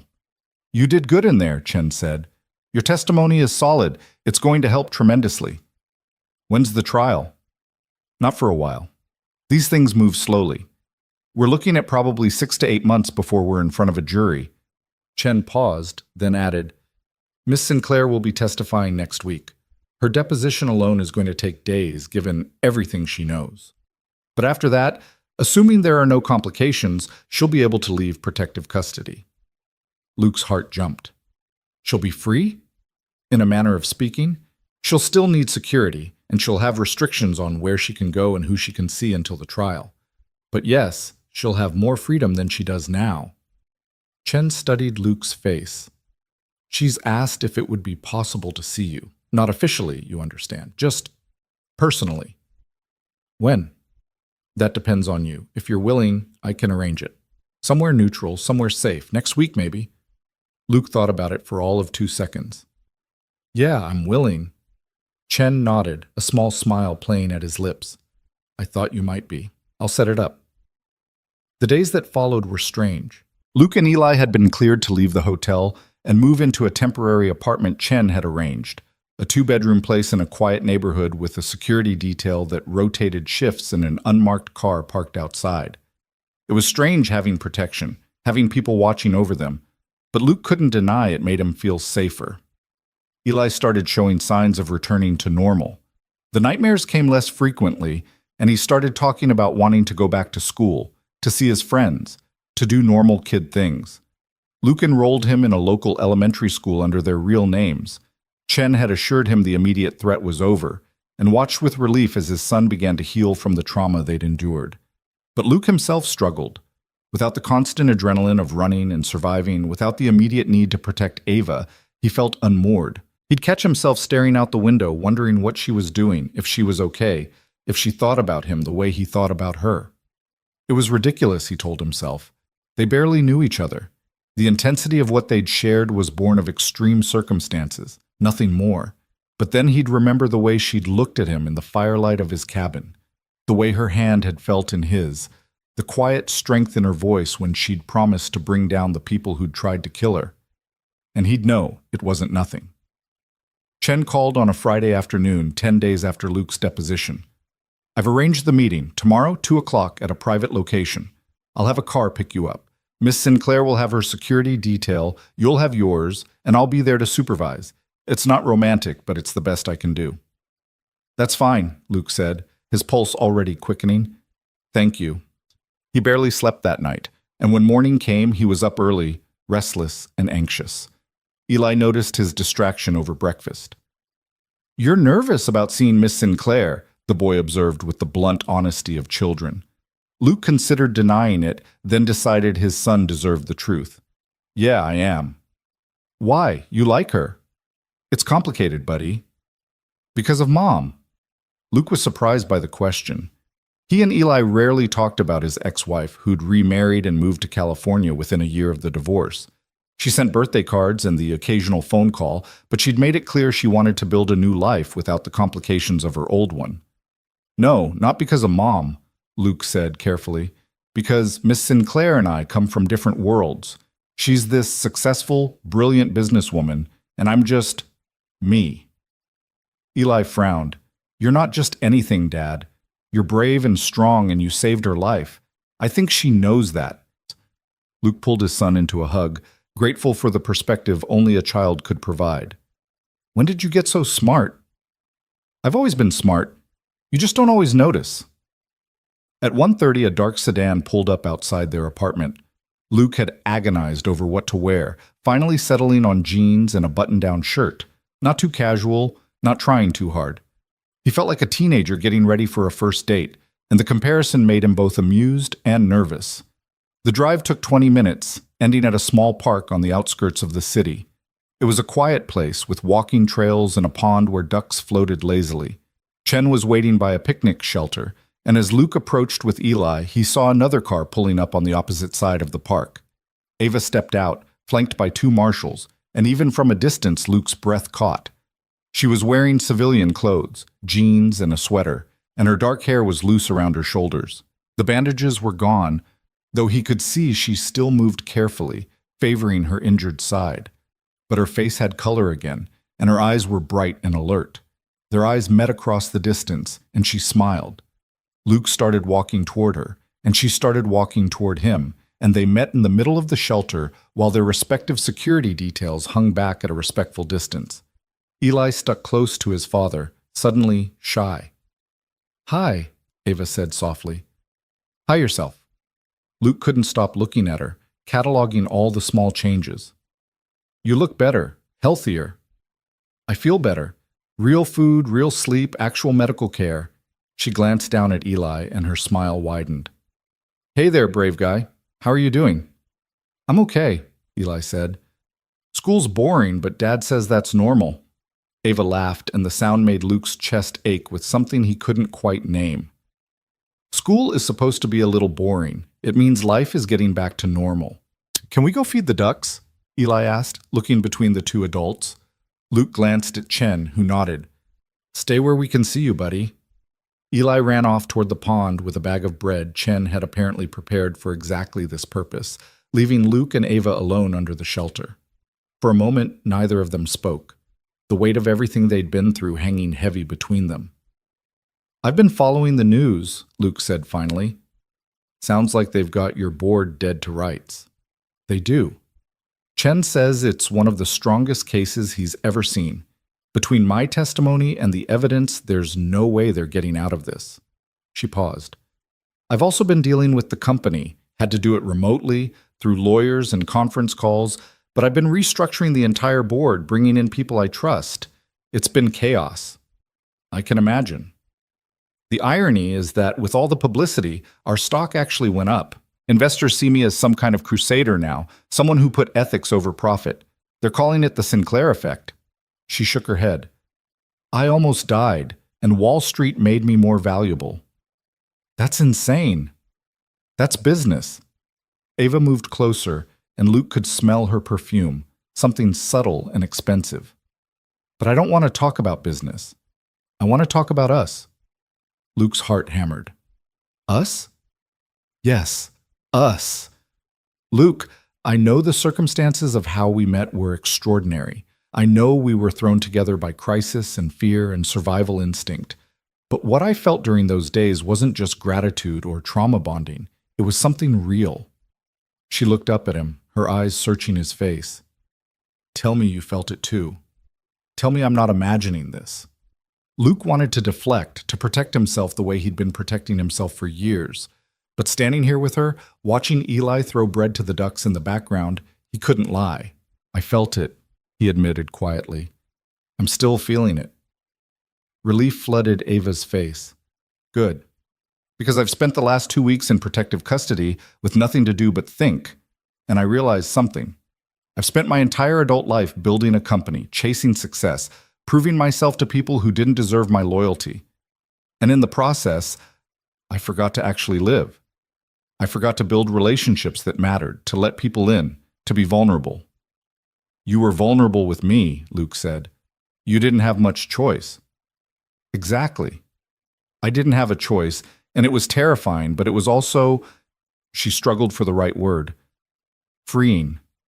For the first time in my life, I wasn't CEO Ava Sinclair. I was just Ava, fighting to survive, dependent on the kindness of a stranger who owed me nothing but helped me anyway. And that stranger turned out to be the most genuine, decent man I've ever met. Luke felt his face heat. I'm not that special. Yes, you are. You just don't see it. She reached out and took his hand, her fingers warm against his.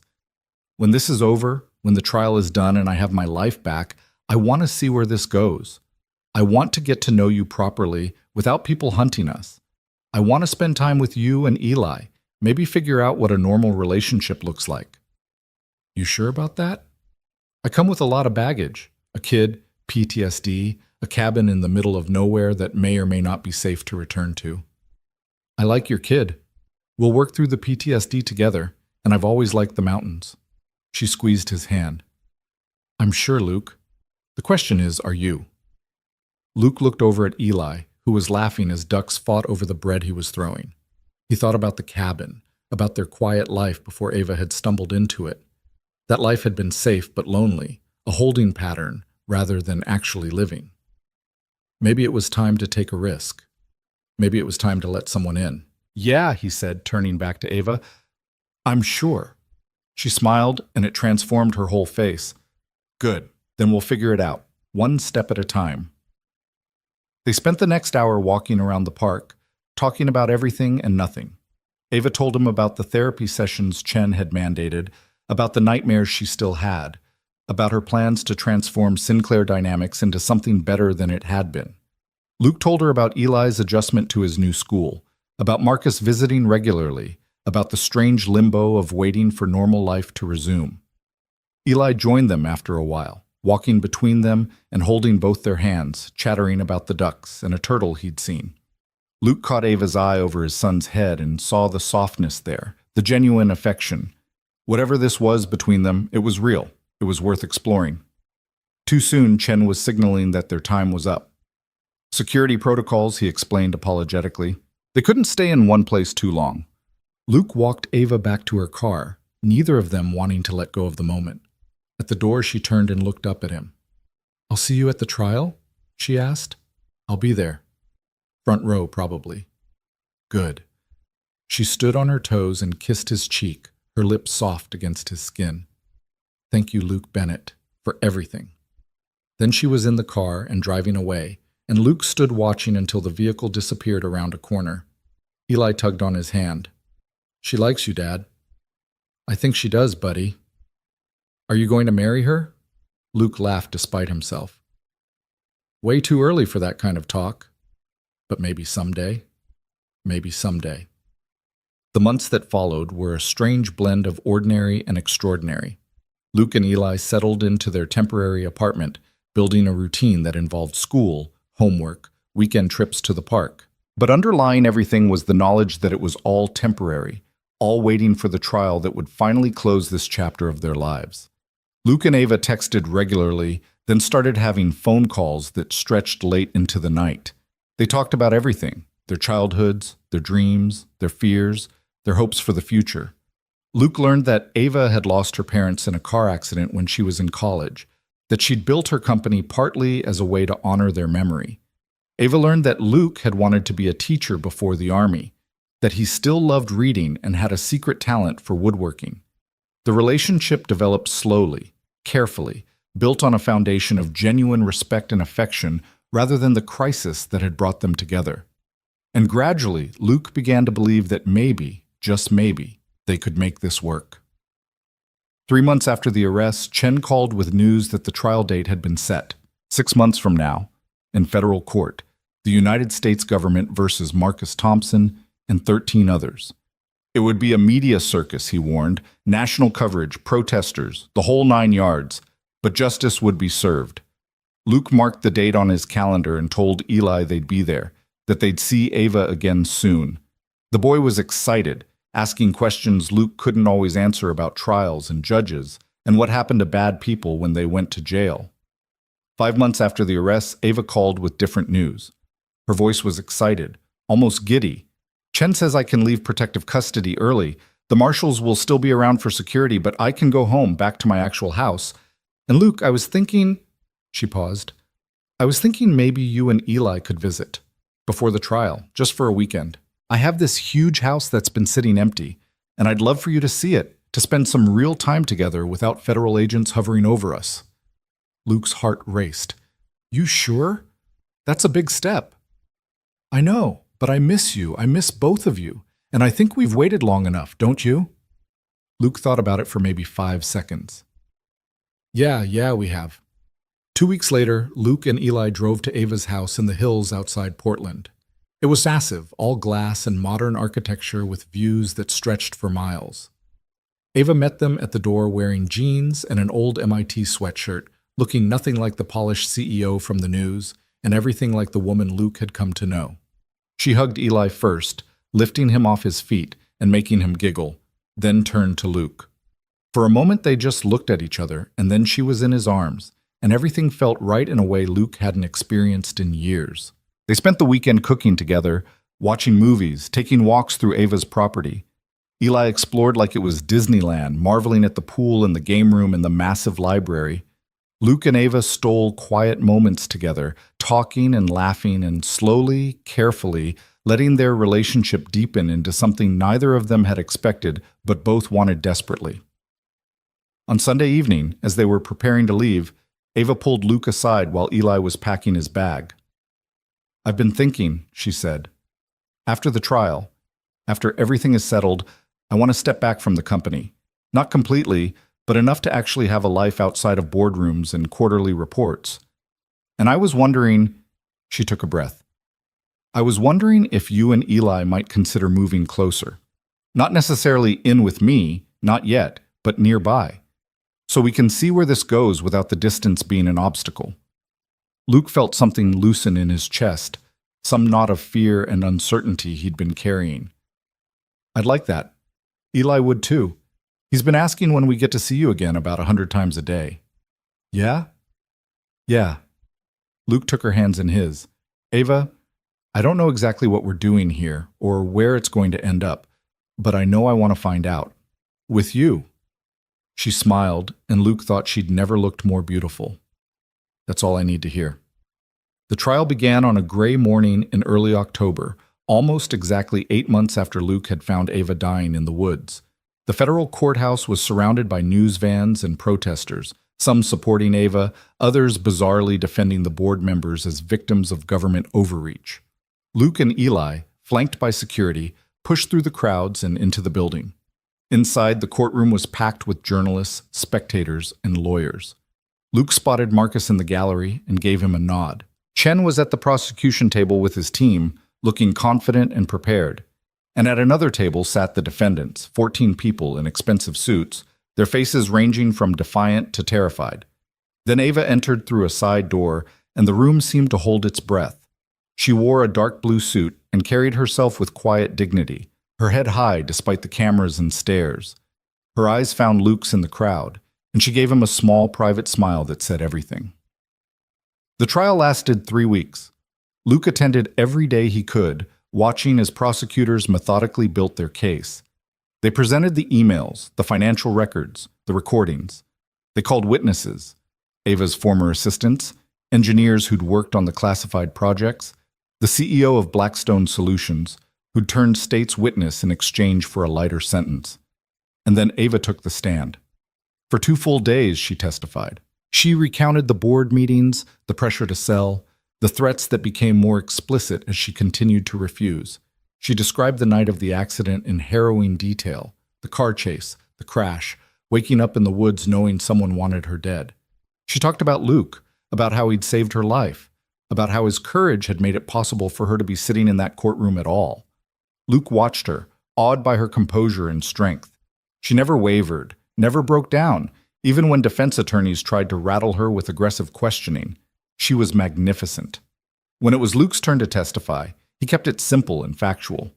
He described finding Ava, the men who'd come to his cabin, the chases and close calls. He looked directly at the defendants as he spoke, wanting them to see the face of the man who'd ruined their plans. The verdict came on a Friday afternoon. The jury deliberated for less than 6 hours before finding all 14 defendants guilty on all counts. The judge, a stern woman in her 60s, showed no mercy in her sentencing. Prison terms ranging from 20 to 40 years, millions in fines, permanent bans from serving on any corporate board. Justice, finally, had been served. Outside the courthouse, Ava held a brief press conference. She thanked the prosecutors, the FBI, everyone who'd worked to bring her former board members to justice. And then, in a moment that would be replayed on news channels for days, she turned directly to the camera and said something that made Luke's throat tight. "I also want to thank Luke Bennett and his son Eli. They saved my life when they had no reason to. They protected me when they had everything to lose. They showed me that heroism isn't about grand gestures. It's about ordinary people choosing to do the right thing even when it's hard. I will never forget what they did for me, and I will spend the rest of my life trying to deserve it." Later, away from the cameras and crowds, Ava met Luke and Eli at a quiet restaurant Marcus had reserved for them. It was just the four of them, Luke, Eli, Ava, and Marcus, celebrating not just the verdict, but survival, friendship, and new beginnings.